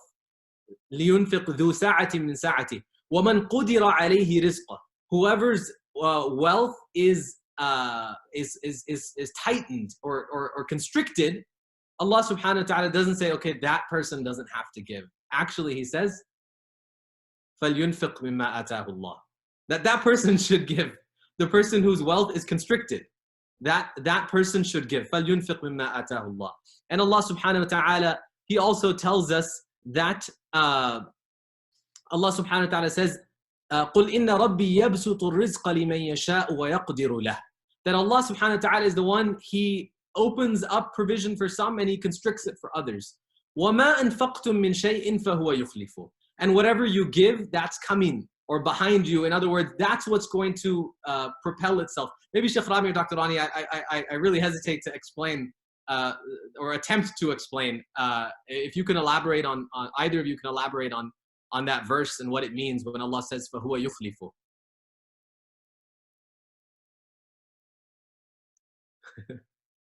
This is that awkward moment where we see, okay, who's going to take this question? It's like the Old West, and you guys are in Arizona, right? Who's quicker on the draw? Okay. So what I would say, and it's one of the things that I can share about ACA in terms of the 2020 vision, and it's about there was infrastructure change and a lot of things in addition to the curriculum and bringing in the advice and the but one of the things that I introduced with some of the changes that I made to the curriculum was introducing some of the books of a West African scholar from about 150 years ago named Sheikh Muhammad Maulud, and he has a book on many different types of adab, like the adab of masjid, the adab of the tongue, the adab of dealing with the Quran, and one of the books that he has is on the adab of sadaqah. And so the entire book is just on the adab of sadaqah. And so the idea is, and I just was mentioning that to say, the children who are going to the school are really being connected to a rich tradition at many different levels. But what I would say about that is that Allah subhanahu wa ta'ala replaces things for you when you spend, not only in the next life, like He will give it back to you multiplied, but even in this life. I was really struck when Hafiz Yasir said about Dr. Salahuddin that whenever he comes up with whenever it's presented to him that there's a financial situation, he says Allah is the provider. And many people have had experiences where they spend on something, and sometimes the same day. And I'll just share this, normally we're not supposed to talk about some of the things that we do, but if there is benefit, like the infaq should be sirran wa alaniyan, you give out privately, but also sometimes outwardly. And so one time I had sent there was a person in West Africa, this just a few weeks ago, a hafid and an imam of a masjid, and very poor community, but I sent to them about $150 in the morning by MoneyGram. Wallahi, by the evening, actually I sent $300 to him to help support his teaching. By the evening, other people had given me $150 and $150 to also send, and there was no coordination. So wallahi al-azim, I saw that just a few months ago, that the amount that I gave, $300 to support this person, and I wanted to send him even more, some other people came in and gave another $300. There's other ways that replacement can happen as well. You might give out something and then Allah protects you from something that could have occurred. So you nearly miss an accident that could have cost you $10,000-$15,000 in repairs, but Allah saved you from that because of the sadaqah. So the sadaqah, when you give it, it's a burhan, it's a proof of your iman. It's also a protection, so it's a type of insurance, and Allah will replace that. Some of the salihin, and Muhammad Maulud mentions this in his book, he said he gave out one loaf of bread as sadaqah, and somebody had come and given him later in the day 9 loaves of sadaqah, and he said, no, there's one more loaf of bread. He said, what are you talking about? This is all I have to give you. He said, no, because Allah he multiplies things by 10, and I gave out 1 loaf of bread in sadaqah in the morning, so I'm expecting 10 loaves of bread. He said, actually, he reached into the basket, he's like, you're right, there was an extra loaf for you. So Allah will replace, and there's so many different ways that this can happen. And I'll hand it back to Hafiz Yasir. Jazakallah khairan. mashallah, this just part of the barakah is again having you both jump in and tag team. This is inshallah we will we look forward to live events, but now at least we know we can host online events with you, inshallah. So mashallah, we have now, alhamdulillah, we are blessed with our teacher, our sheikh, is known as the people's imam. Mashallah, Imam Zaid Shakir has joined us. I want to give him the most time and not take too much time here. Just to give you a perspective, mashallah, Imam Zaid is so generous with his time. May Allah subhanahu wa ta'ala reward you and bless you and protect you and your family. I saw earlier today you were doing another presentation for Mass Boston, mashallah. Really just, you know, giving everything to our national Muslim community here in the US that each and every one of us are so indebted to you. So Jazakumullahu khairan. I know obviously Sheikh Rami and Dr. Rania in the Bay all have the Zaytuna connections, and I was blessed to be able to spend a few years with you in Berkeley as well. So we're very privileged now to turn it over to Imam Zaid, who will talk about the third theme of Ramadan, which is the liberation that we find in this month of Ramadan, and anything else, any wisdoms that Imam Zaid has, we're always eager to benefit from. So tafaddal, Sheikh. Assalamu alaikum wa rahmatullah. Bismillah ar-Rahman ar-Rahim. Alhamdulillahi Rabbil Alameen. Wassalatu wassalamu ala Sayyidil Mursaleen, Sayyidina Muhammad. وعلى آله وصحبه وسلم تسليما كثيرا ربنا لك الحمد كما ينبغي لجلال وجهك ولعظيم سلطانك سبحانك لا نحصي ثناء عليك أنت كما أثنيت على نفسك اللهم صل وسلم وبارك على سيدنا وحبيبنا وقرة أعيننا محمد وآله وصحبه وسلم السلام عليكم ورحمة الله وبركاته. Right now I'm in Connecticut. That's why I was drinking. I don't. I'm not in California. I'm not cheating. May Allah bless everyone. Hafiz Yasser and Dr. Touma and the entire team there, who for 23 years, I think you mentioned, have been on the forefront of higher education, secondary education, not only in the state of Arizona, but throughout the country. I think that the Arizona Cultural Academy is a model for other schools. And I don't say that to flatter the host and the organizers, but anytime you can do something successfully for 23 years, and you find many of the individuals, even a single individual who was there at the beginning, there after 23 years, then that is a very strong institution. And one of our challenges as Muslims is building and sustaining strong institutions. Unfortunately, sometimes when organizations began to get strong, either financially or otherwise, there's always, it seems to be some sort of a disease. Those who will come and try to tear it down in one way or another. And so to survive for 23 years in this context, it's truly amazing.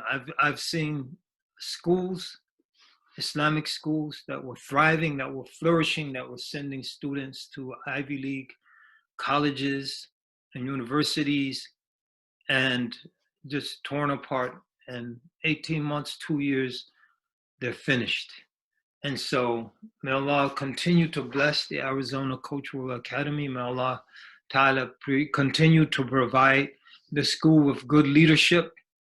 And may Allah Ta'ala continue to provide the kind of support that allows the school to say, what I read earlier today, that during this COVID-19 crisis, they haven't laid off any of their faculty or staff.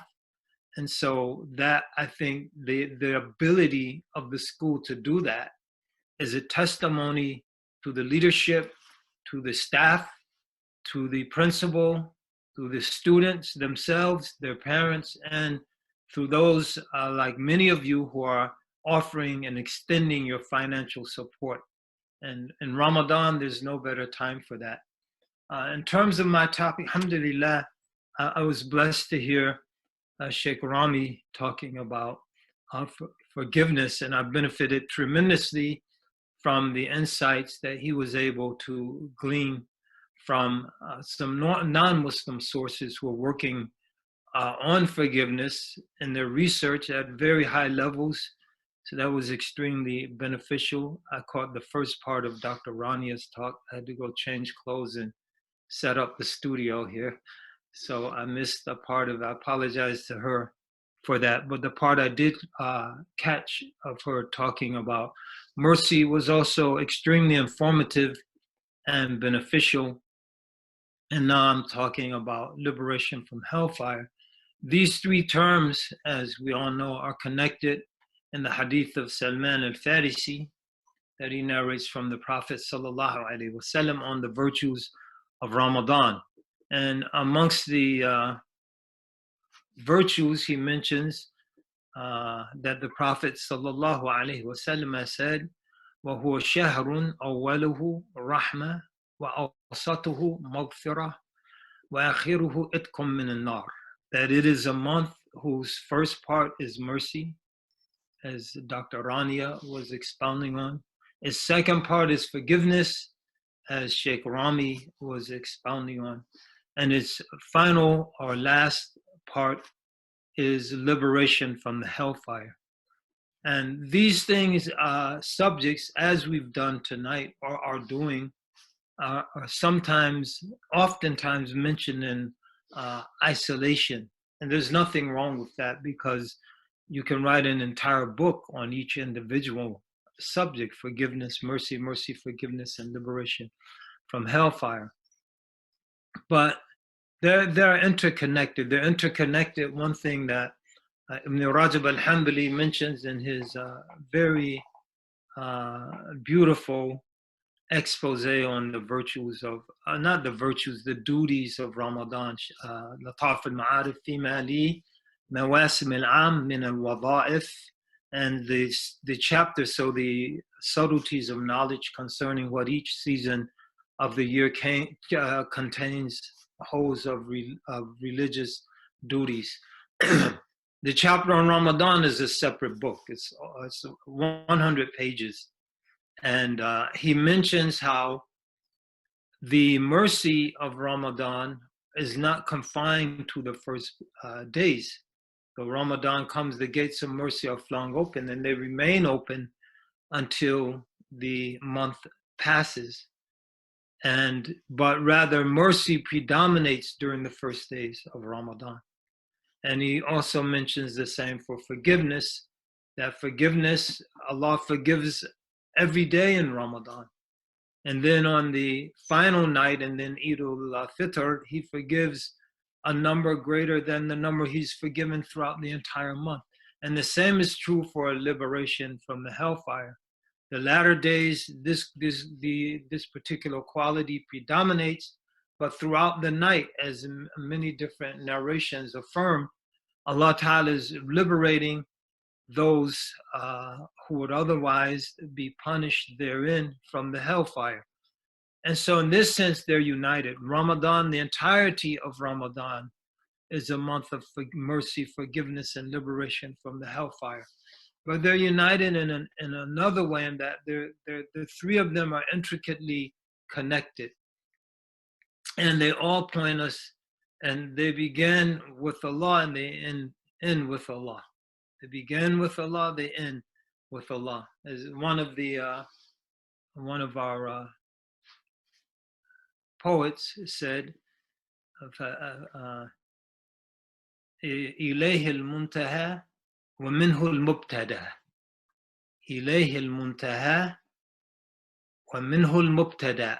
Unto him is the end of all things, and from him is the beginning. So this is illustrated in this arrangement. The mercy is from Allah subhanahu wa ta'ala. None of us can extend that mercy to ourselves. We can be merciful to ourselves, but the mercy of Allah subhanahu wa ta'ala, which is the definitive mercy in our lives, it only comes from Allah. And were it from us, it would be one of our actions. And so our mercy exists, but it's one of our actions. And our Prophet sallallahu alaihi wasallam informed us, لَنْ يَدْخُلَ أَحَدًا عَمَلُهُ الْجَنَّةِ.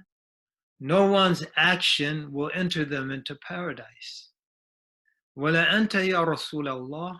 Not even you, O Messenger of Allah. وَلَا أَنَا. Not even me. إِلَّا أَنْ يَتَغَمَّدَنِي اللَّهِ بِفَضْلٍ بِرَحْمَةٍ وَفَضْلٍ. Not even me, only if Allah covers me with His grace and mercy, or His mercy and grace. And so our acts of mercy to ourselves, to others, they benefit us in this world. They have a reward for us in the akhirah, but they're not going to enter us into paradise. That's something Allah does. And from Allah's mercy and from the gateways He opens for us for entrance into paradise is the gateways of forgiveness. And those gateways and paths of forgiveness are more numerous in Ramadan than they are at any other time of the year. So of course, there's so many things we do throughout the year, including just asking Allah to be forgiven, istighfar, that benefit our soul. But in Ramadan, we have additional man sama Ramadan imanan wa ihtisaban ghufira lahu ma taqaddama min dhanbi. Whoever fasts the month of Ramadan with sincere faith, anticipating a reward, their prior sins are forgiven. So this is a gateway that doesn't exist outside of Ramadan. Man qama Ramadan imanan wa ihtisaban ghufira lahu ma taqaddama min dhanbi. Whoever stands for prayer during the nights of Ramadan with sincere faith, anticipating a reward, their prior sins will be forgiven. And so again, this is a gateway to Allah Ta'ala's, Almighty God's forgiveness that's not available throughout the balance of the year. Man qama laylatal qadri imanan wa ihtisaban ghufira lahu ma taqaddama min dhanbihi wa ma ta'akhkhar. Whoever stands for worship and prayer during the night of power, their prior and subsequent sins will be forgiven. So, and this is a reference to the lesser sins. And so these pathways of forgiveness, also in the hadith of Salman, it mentions whoever lightens the burden of an employee during Ramadan, their sins will be forgiven. And this is a beautiful quality. And one of the beautiful benefits of this particular Ramadan, number one, is made all of our houses lighthouses. So the masjid is a lighthouse. Everyone goes there. But now all of our houses have tarawih. And ideally, with a human being present leading the prayer. To whatever extent, Hafiz Yasir will do the whole Quran with his family, inshallah. But even some people will do it like many of the Turkish masjids in Turkey. I spent 2 Ramadans in Turkey. Every night they recite the last 20 chapters of Juz Amma Yatasa'alun for the 20 rakats of Taraweeh, and then they're done. And so then they do that super speed. It's like, whoa, what happened? So, but maybe that's all someone can do. That's beautiful. That's beautiful. And maybe they'll do that every night because that's all they know. But it's not the quantity, it's the quality. And if that's done with sincerity, and I'm sure if someone does that and they're used to going to the masjid and listening to the likes of Hafiz Yasir, وَلَا نُزَكِّي عَلَى اللَّهِ أَحَدًا, they're long. I wish I could do more. I wish I could have worked hard on my tajweed. I wish I remember. But look at the sincerity in that. Maybe they're crying after Taraweeh. I can only pray for 20 minutes. And they're crying, longing. And Allah Ta'ala rewards that. It's the sincerity. It's the sincerity that counts. The one of the in Syria, we were there, famous Quran reciter, Hafiz, Qira'at, all the recitations, and also a Khatib. And they're reliable witnesses who were there. Actually, that was the masjid where this happened. I played Fajr and Isha, but during the day, run around in Jummah. We go to try to find the hot Khatib in another part of the city. But anyway, they said he gave an incredible khutbah. And then walking, now this is Hafiz in Qira'at, walking from the minbar to the mihrab, they heard him say, man, that was a great khutbah. Like we would say, man, I rocked it. And when he went to pray, he couldn't make it through the Fatiha. And so it's our sincerity that counts. We have to be sincere. And alhamdulillah, Allah's opened that gateway. Allah's opened the gateway. Some of our sisters, not all, so I don't want the sisters blowing the chat up with what I'm about to say. But some of our sisters in Ramadan, may Allah bless them. They're cooking for the iftar in the masjid. They're cooking for all the people that their husbands might invite over for the big iftar at the house. And they're too tired to go to Taraweeh. And now by the lutf of Allah subhanahu wa ta'ala, now many of our sisters can join. They're only cooking for their families. And that's it. And nothing fancy because the family's used to the normal fare. And so just knock that out. And now, alhamdulillah, those sisters who are in that situation can now join the family. Now, in normal times, there's a stack of dishes in the sink. She's exhausted from being in the kitchen all day, and the family runs off to Taraweeh. And now that benefit is in the home. And so I'm not saying it's necessarily the best situation, but there's great good in what we're experiencing. We have an opportunity to temporarily, and I stress temporarily, return to the asl for Taraweeh. Because before Umar radiallahu anhu joined the people in one jama'ah behind Ubay bin Ka'b, and then famously said, Ni'matil bid'atu hi, what an excellent innovation this is. The people were praying in many different jama'ats in the masjid and in their homes. When the Prophet ﷺ came out for a few days and led the people, then he stopped because he didn't want them to think it was a binding obligation. Those nights he prayed, and then he sent the people home to pray in their houses. And so we temporarily have an opportunity to return to the asl, to the prophetic, the original prophetic practice. And of course, what Umar did is affirm as prophetic practice based on the hadith where the Prophet ﷺ, he mentioned alaykum sallallahu alayhi wa sallam bi sunnati wa bi sunnati khulafa ar-rashidin al-mahdiyyin addu alayha bin nawajid. So it's incumbent upon you to follow my sunnah and the sunnah of my rightly guided successors. Bite into them with your hind teeth. In other words, cling to them with all your might. So we're not saying we should do away with the Taraweeh in the masjid, but this is an opportunity temporarily to have a different experience. In any case, so the forgiveness, so whoever lightens the burden of their employee, whoever feeds, gives the fasting person something to break their fast with, all of them are forgiven. Lightening the burden of the employee is a pathway to forgiveness in Ramadan. Giving the fasting person something to break their fast with is a gateway to forgiveness. Remembering Allah abundance, dhakirullahi fi Ramadan maghfurun lah. Remembering Allah abundant. Ibrahim al-Nakhai, he mentioned tasbihatun fi Ramadan ka alfi tasbihatin fi ma siwa. To say subhanallah in Ramadan is like saying subhanallah, glorified art thou, O Allah, 1,000 times outside of Ramadan.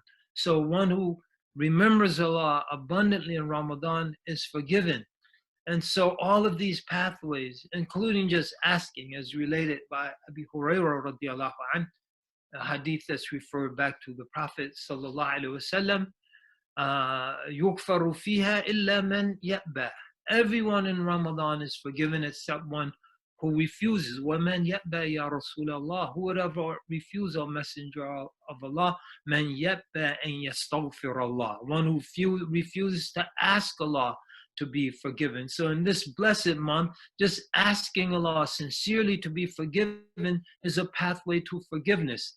And so all of these are manifestation of Allah Ta'ala's mercy. And if one is forgiven, then one is liberated from hellfire. What is the consequence of one's sins being forgiven? One is liberated from the fire of hell. So this is one way we can look at the connection between these three aspects of the hadith. So we pray that Allah subhanahu wa ta'ala makes us amongst those He liberates from the hellfire. The one of the great worships, quickly, I know my time is probably expired. There are four great worships in Ramadan. Fasting, which we mentioned. Standing for prayer at night, qiyam, which we mentioned. Reciting the Quran is related. Also, Ibn Rajab relates in this chapter that both Imam al-Shafi'i and Imam Abu Hanifa radiallahu anhuma would do 60 complete readings of the Quran during Ramadan. And so reciting the Quran, Imam Malik would stop teaching fiqh and hadith in Ramadan, and he would read the Quran from the Mus'haf, rahimahullah, radiallahu anhum, and fuqaha al-muslimin ajma'in. So reading the Quran. And the fourth is charity.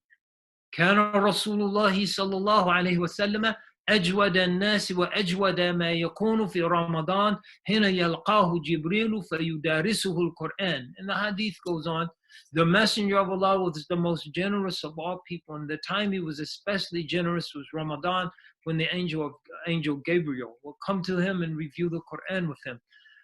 So brothers and sisters, we have an opportunity for all four. We're fasting, alhamdulillah.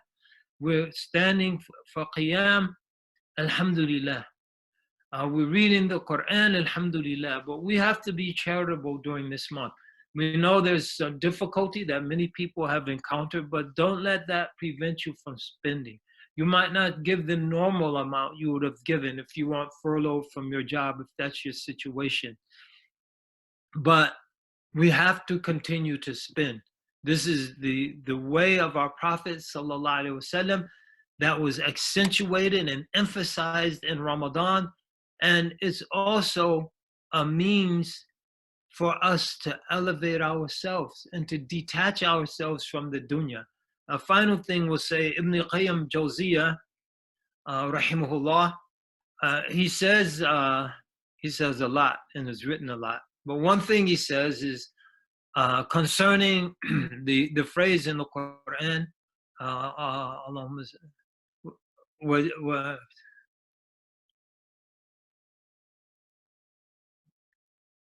to spend لَتُبْلَوُنَّ فِي أَمْوَالِكُمْ وَأَنفُسِكُمْ, that almost in every instance, there are notable exceptions, إِنَّ اللَّهَ اشْتَرَى مِنَ الْمُؤْمِنِينَ أَنفُسَهُمْ وَأَمْوَالَهُم, but usually the wealth is mentioned first. Struggle in the way of Allah with your wealth and your person. You're going to be tested through your wealth and your persons. He said that one of the reasons and wisdoms for emphasizing the wealth is when we spend, we separate ourselves from the world little by little. So we give up a little of the world that we hold little by little. And if we're tested in our life, we give it all up. And so one who cannot give it up little by little will never make the sacrifice of giving it all up.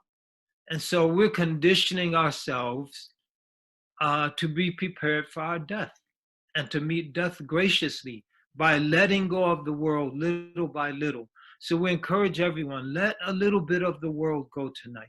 Let a little bit of the wealth that you control, let it go tonight. And this is something that will be extremely beneficial for your soul. Another thing that the ulama mentioned, that Ibn Qayyim, about that arrangement, bil amwal wal anfus, is that the situations where we might have to give our life up, maybe for some of us, especially here in North America and the West, it might never come. It might never come. But the situations where we have to spend are always there. They're always there. They're ever present.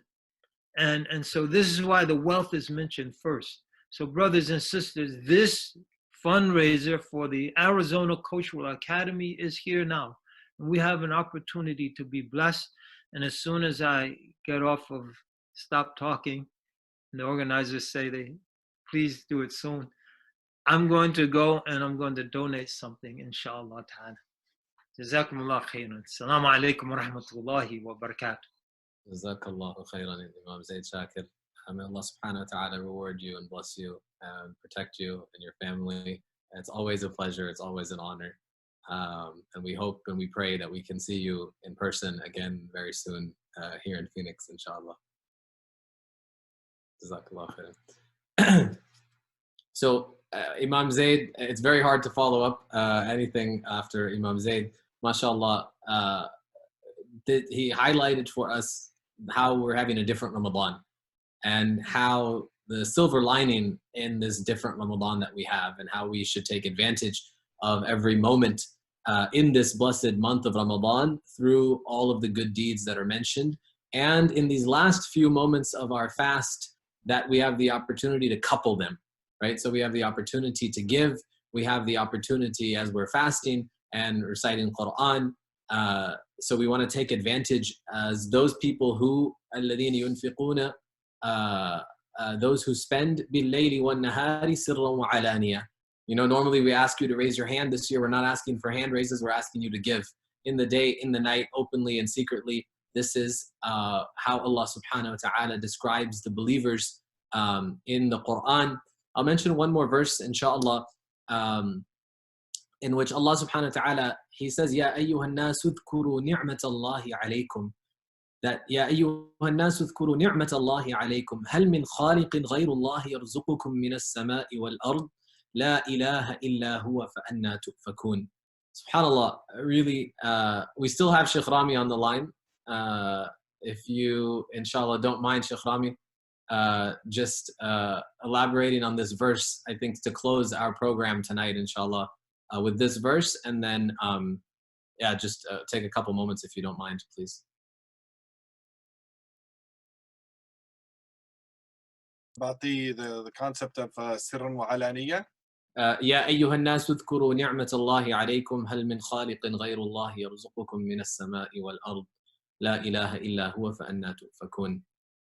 Just all the blessings that we have. Yeah, subhanallah. I mean, the blessings that we have, I mean, here we are in the United States, of course, if we look at dunya blessings, but even beyond that, we have the blessings of Iman.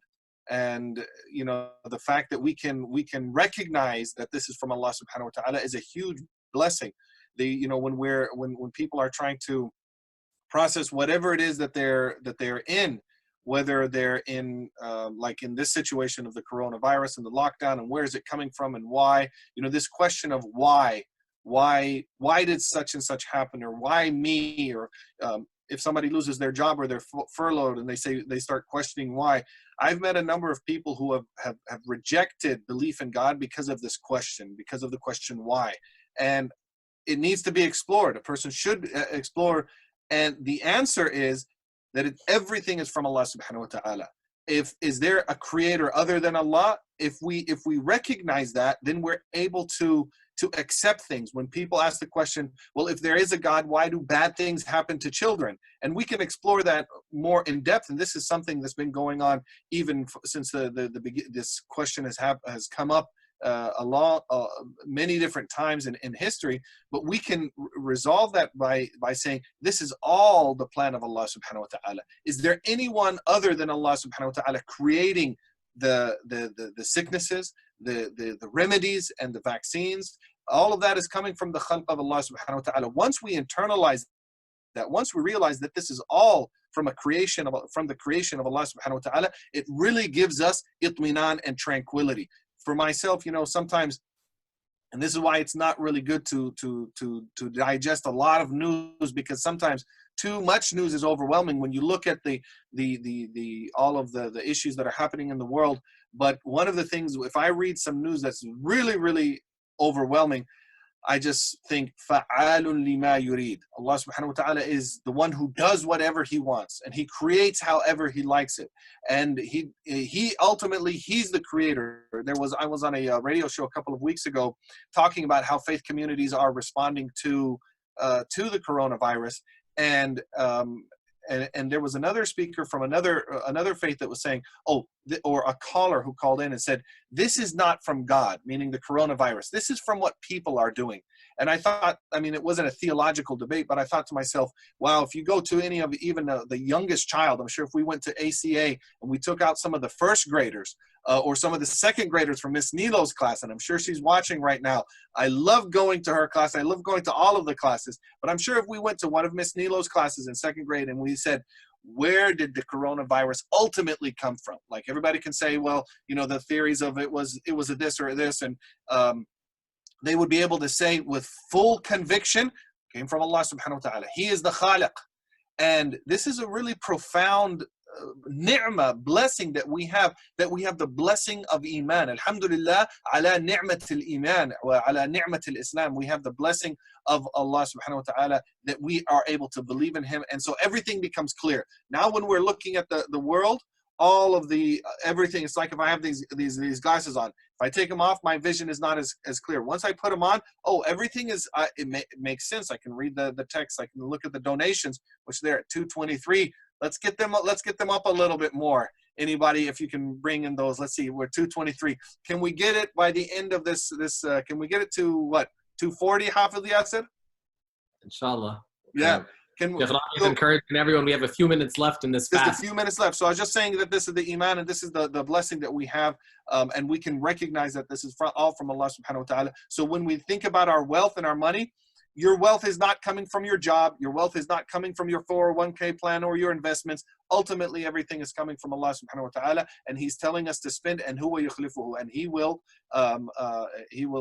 replace it. And we are just mustakhlafin. And he's telling us, spend from what you have, that you're just a caretaker for a small portion of time. Jazakallah khairan. Just a reminder, as Sheikh Rami said, that please, in the last few moments, every little bit counts. If you can give $1, if you didn't give today and you benefited from the advices of our teachers, please go $1, $5. You can do so online at this acadonation.com. acadonation.com. You can make a pledge by calling or texting the number on the screen as well. And as we said, anything you give, inshallah, Allah subhanahu wa ta'ala will count it, multiply it, and replace it for you, and make it a means of your protection and your forgiveness and mercy and freedom from the hellfire, as the Prophet ﷺ says, that fear the hellfire, even with a portion of a date. So anything you give, no trivialize it. As we said, don't think about big numbers, but just participate. And mashallah, Shaykh Rami, your dua is answered. We're up to 244, 272. So mashallah. Well, let's make it 250 and even $250,000. That's a nice round figure. Let's see. Come on, let's bring it in, $250,000. So we just need a little bit more, inshallah. And now, does this include the donor match and the 50K? I believe so. I believe this is our lines will still be open. I believe this is including the match. Okay. Yeah, let's try to get it to $250,000, and I know the full amount is 400,000. And I can tell you to everybody, I've been to ACA multiple times. I've seen the staff, I've seen the faculty, I've seen the board of directors. Everybody is giving tirelessly to the community and to their jobs. And I've seen staff and faculty who come there early in the morning and they're leaving at the end of the day, staying past when the children are there. And so everybody's really donating, dedicating a lot of their time. A lot of people are going above and beyond the call of duty. So it's not your money is well invested at ACA. I mean, just the fact that they mentioned that that nobody was furloughed. I mean, that's an amazing to have a staff and faculty and nobody's salary gets reduced. Also, I know one of the parts of the 2020 vision, and this is something that I actually personally have not heard of any school doing this, but with the vision of the board and the 2020, there have been incremental increases to the salaries to try to work towards having market salaries. You know, a lot of times Islamic schools lose some of their best and brightest teachers because the public school system, maybe a public school just down the road, can offer a salary that might be double or triple because that's what is the going rate. And even that going rate, we're always talking about we need to pay our teachers more. When we have the discussion about paying the teachers more, that's in the public school system. But here we are in the private school system around the US, and we really have a lot of work to bring up our salaries of our teachers and our staff and our faculty up to baseline. And ACA has taken a lot of strategic steps towards that. And it's not being spent frivolously. And I've seen from the inside, on the ground and the background. So your investment, oh, it's 245. So maybe Imam Zaid can come in and hit a home run and bring us up to $250,000. Okay, let's see. Let me get some light on. Allah. Alhamdulillah. Assalamu alaikum wa rahmatullah. Wa alaikum All we need, mashallah, $5,000. So we just need everyone who donated to add Allahumma salli ala Rasulillah. We need 5 people to add $500. Right? So that's $2,500. So if you gave 10,000, 5,000, you have another 500 easy. So we need 5 people, 5 of the many who gave. I don't know how many who gave, but I know a lot did. We need 5 of you to top that up to $500 additional dollars. That's $2,500. And then we need how many? We need 10 to give $250. And we're there. So 5 for 500, 10 for 250, and then we're there. And I'll be the first. I'll be the first 250. I already gave 100, so I'll do additional 150 right now. Get my phone back out. MashaAllah. So I need 9 people to join me. 9 people in these waning moments of the fundraiser. Allahumma salli ala Sayyidina Muhammad. So I'll join you, Imam Zaid. Allahu Akbar. And I'll join you too, Imam Zaid. Allahu Akbar. So, yallah, Jama'ah, let's do this. We got a couple minutes.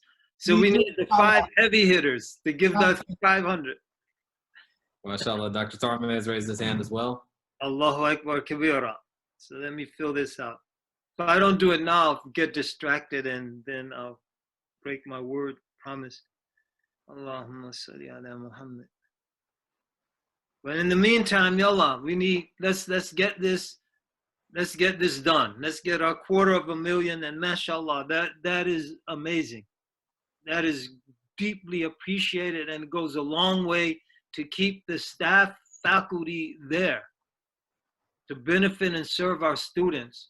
The planning over the summer, if we're not sure if there'll even be enough of to meet the budget for the coming year, it will be difficult to plan to increase the services, the excellence that's been given to the students and to the community at large. I also have had the opportunity to visit the school on more than one occasion, and it's not just the students who benefit from the amazing job that the faculty and staff does, it's the wider community.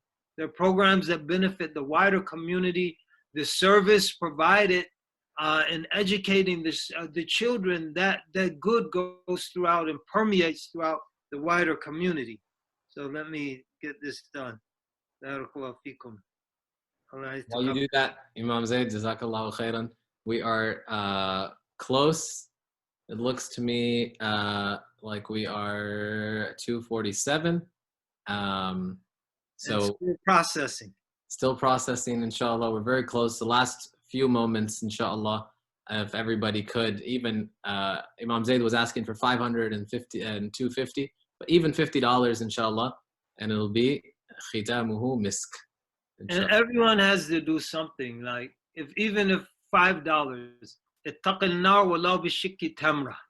Ward off the punishment of hell, even with half a date you might give in charity. And so I'm not saying anyone's in jeopardy of hellfire, but do good, even if, as Sheikh Yasser mentioned, even if it's $10, $5, $1. Everyone gives something so we can all participate in the blessings of this night in a tangible way. Indirectly, intangibly, we all benefit. But in a tangible way, we become part of this effort. Allahu Akbar. We're past it. We're up to 253,000. Allahu Akbar. Allahu Akbar kabira. Walhamdulillahi kathira. Wa subhanallah bukratan wa asila. La ilaha illallah Sayyiduna Muhammadun Rasulullah. Sallallahu alayhi wa alihi wa sahbihi wa sallam. Barakallahu fikum. Alhamdulillah. Thank you, Imam Zaid, for that encouragement. You get the reward. I just made my donation online. So, الدال على الخير كفاعله, the one who guides to goodness is like the one who got it. So I got the reward for my donation, and Imam Zaid got the reward for his donation and my donation. Barakallahu fikum. We're all in this together. It's an act of love. And so our hearts are united in love. If it weren't love, we could find 1,000 excuses, and they'd be legitimate, not to be on this call, on this webinar. They'd be legitimate excuses. I had 2 of these things today. I can't do a third. We have to get ready for Taraweeh.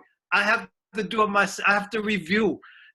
They're all legitimate excuses, but the love makes us put the excuses on the back burner to support this cause, to support our dear Sheikh Yasser. He led the Taraweeh in Lighthouse Mosque for 3 years. Those are beautiful years when he was a student at Both Law School at UC Berkeley. Those are beautiful Taraweehs. And mashallah, there was the occasional rat running across the floor, but it's all good. Those were some of the best years. Imam Zaid, we have about 2 minutes till iftar here in Phoenix. We know that the dua at the time of iftar is accepted. If you won't mind making a closing dua for us. Keep talking while I finish this. I'm almost okay. So mashallah, this was I will say. The team, I want to, one thing this website doesn't tell you, it's www.acadonation.com. If you're wondering where to give, acadonation.com. And mashallah, the team worked extremely hard in putting this together. So please make dua for all of them. Sister Sekar, Ms. Lema, all of the admin team, top to bottom, mashallah, put in countless hours. Dr. Sarma, you have any closing remarks before we ask Imam Zaid to do dua for us? Alhamdulillah, you were blessed in so many ways. This is the first successful virtual, and inshallah will be the last, because we love to see people and hug them. And we're overwhelmed with the presence of our guests. Jazakumullahu khair. Impressed with, that last call for completing the donation. Jazakumullahu khair. Great job. Allah subhanahu wa ta'ala accept all of us and give us love and forgiveness and freedom from the hellfire, inshallah. Jazakumullah. Ameen. Yeah, Hafiz Yasser, if I may request that, I did a program earlier, a month or so ago, with Dr. Rania, and they asked me to make dua, and I deferred to her, and she did such a great job. People were saying to me, I'm so glad you asked Dr. Rania to make the dua. So if she's still on the line, can we let her ask her to kindly make the dua? She's here, so please, Dr. I'm Rania. here, Imam Zaid, but I really wish it would be you. Oh no, yalla, bismillah. Tafaddali. Barakallahu feekum. بسم الله الرحمن الرحيم وصلى اللهم على سيدنا محمد وعلى آله وصحبه وسلم أجمعين يا رب العالمين. Oh Allah, in these days of mercy, we ask you, Ya Kareem, O merciful, to please shower your mercy down upon us. Ya Rabbi, the world is in need of healing. We as humans are in need of healing and in need of forgiveness. Ya Rabbil Alameen, we ask you to forgive us. Ya Rabbil Alameen, in these days and hours that you forgive more than any other time of the year, we ask you, Ya Rabbil Alameen, to forgive us all of our sins, the small and the big, that which we remember and that which we have forgotten, that which you know, Ya Kareem, and that we don't know anymore, Ya Allah. We ask you, Ya Rabbil Alameen, that these days of Ramadan are days that are blessed. That, Ya Rabbi, in these days of Ramadan, that you accept our fasts, and you accept our prayers, and you accept our dua, you accept our charity, and you accept our zakat. Ya Rabbil Alameen, we ask you sincerely that our standing at night in prayer is accepted for us, Ya Rabbil Alameen, and is witnessed on the Day of Judgment. Ya Rabbi, we ask you that the work that is done for this school and all of its teachers and administrators and all of those who are unnamed in the background, Ya Rabbi, bless each and every one of them and make that work, Ya Rabbi, something that they find on the Day of Judgment that helps them. Ya Rabbi, when we have forgotten the small things that sometimes are big to you, but we have forgotten about them, Ya Kareem, bring them to aid us, Ya Rabbil Alameen. Ya Rabbi, in these days, we ask for shifa, full and complete treatment and cure for all those who are afflicted, Ya Rabbil Alameen. Ya Rabbi, grant us the knowledge to come through with a vaccine and treatment, Ya Rabbil Alameen. Grant full healing for all those who have suffered. And Ya Rabbi, protect our families and our loved ones and our children and all of humanity around us, Ya Rabbil Alameen. Ya Kareem, we ask you for sincerity that on these days we are written to be from those who on the Day of Judgment have the shafa or intercession of the Prophet Muhammad sallallahu alayhi wasallam. We ask that we are witnessed on that day as part of his ummah because of the nur on our faces from our prayers and our wudu. Ya Rabbi, write us to be from those that are shaded in his shade on the last day, Ya Kareem. And those who drink from his hand a blessed drink after which we are never thirsty again. And Ya Rabbi, from those who on the Day of Judgment, when you ask us the questions that you surely will ask us, that you're pleased with our answers. Ya Rabbi, that we are from those that on the last day go straight into Jannah and have nothing to do with the hellfire, Ya Kareem. Ya Rabbi, don't let us see it or smell its stench or hear its crackles. Ya Rabbi, we ask you to be from those who fly on Sirat al-Mustaqim straight into the highest levels of Jannah, with the Salihin and the Shuhada and the Anbiya and the Prophet Muhammad sallallahu alayhi wasallam.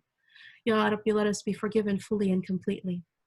Let us, Ya Rabbi, be those who are merciful and show mercy so that we may be shown mercy. Let us be from those who are fully liberated from the hellfire. And Ya Rabbi, that we exit Ramadan like the day our mothers bore us. Ya Rabbi, Ameen, Ameen, Ameen. وصلى اللهم على الهادي محمد وعلى آله وصحبه وسلم وعلى نية القبول والهداية والنصر والسلام في كل مكان. نسألك يا ربي for acceptance of this dua. Please read with me Surah Al-Fatiha.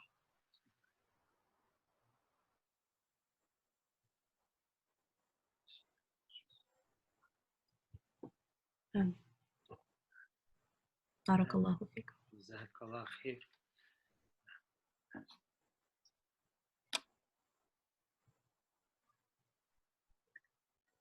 May Allah subhanahu wa ta'ala reward each and every one of you and bless you and allow us all to gather together.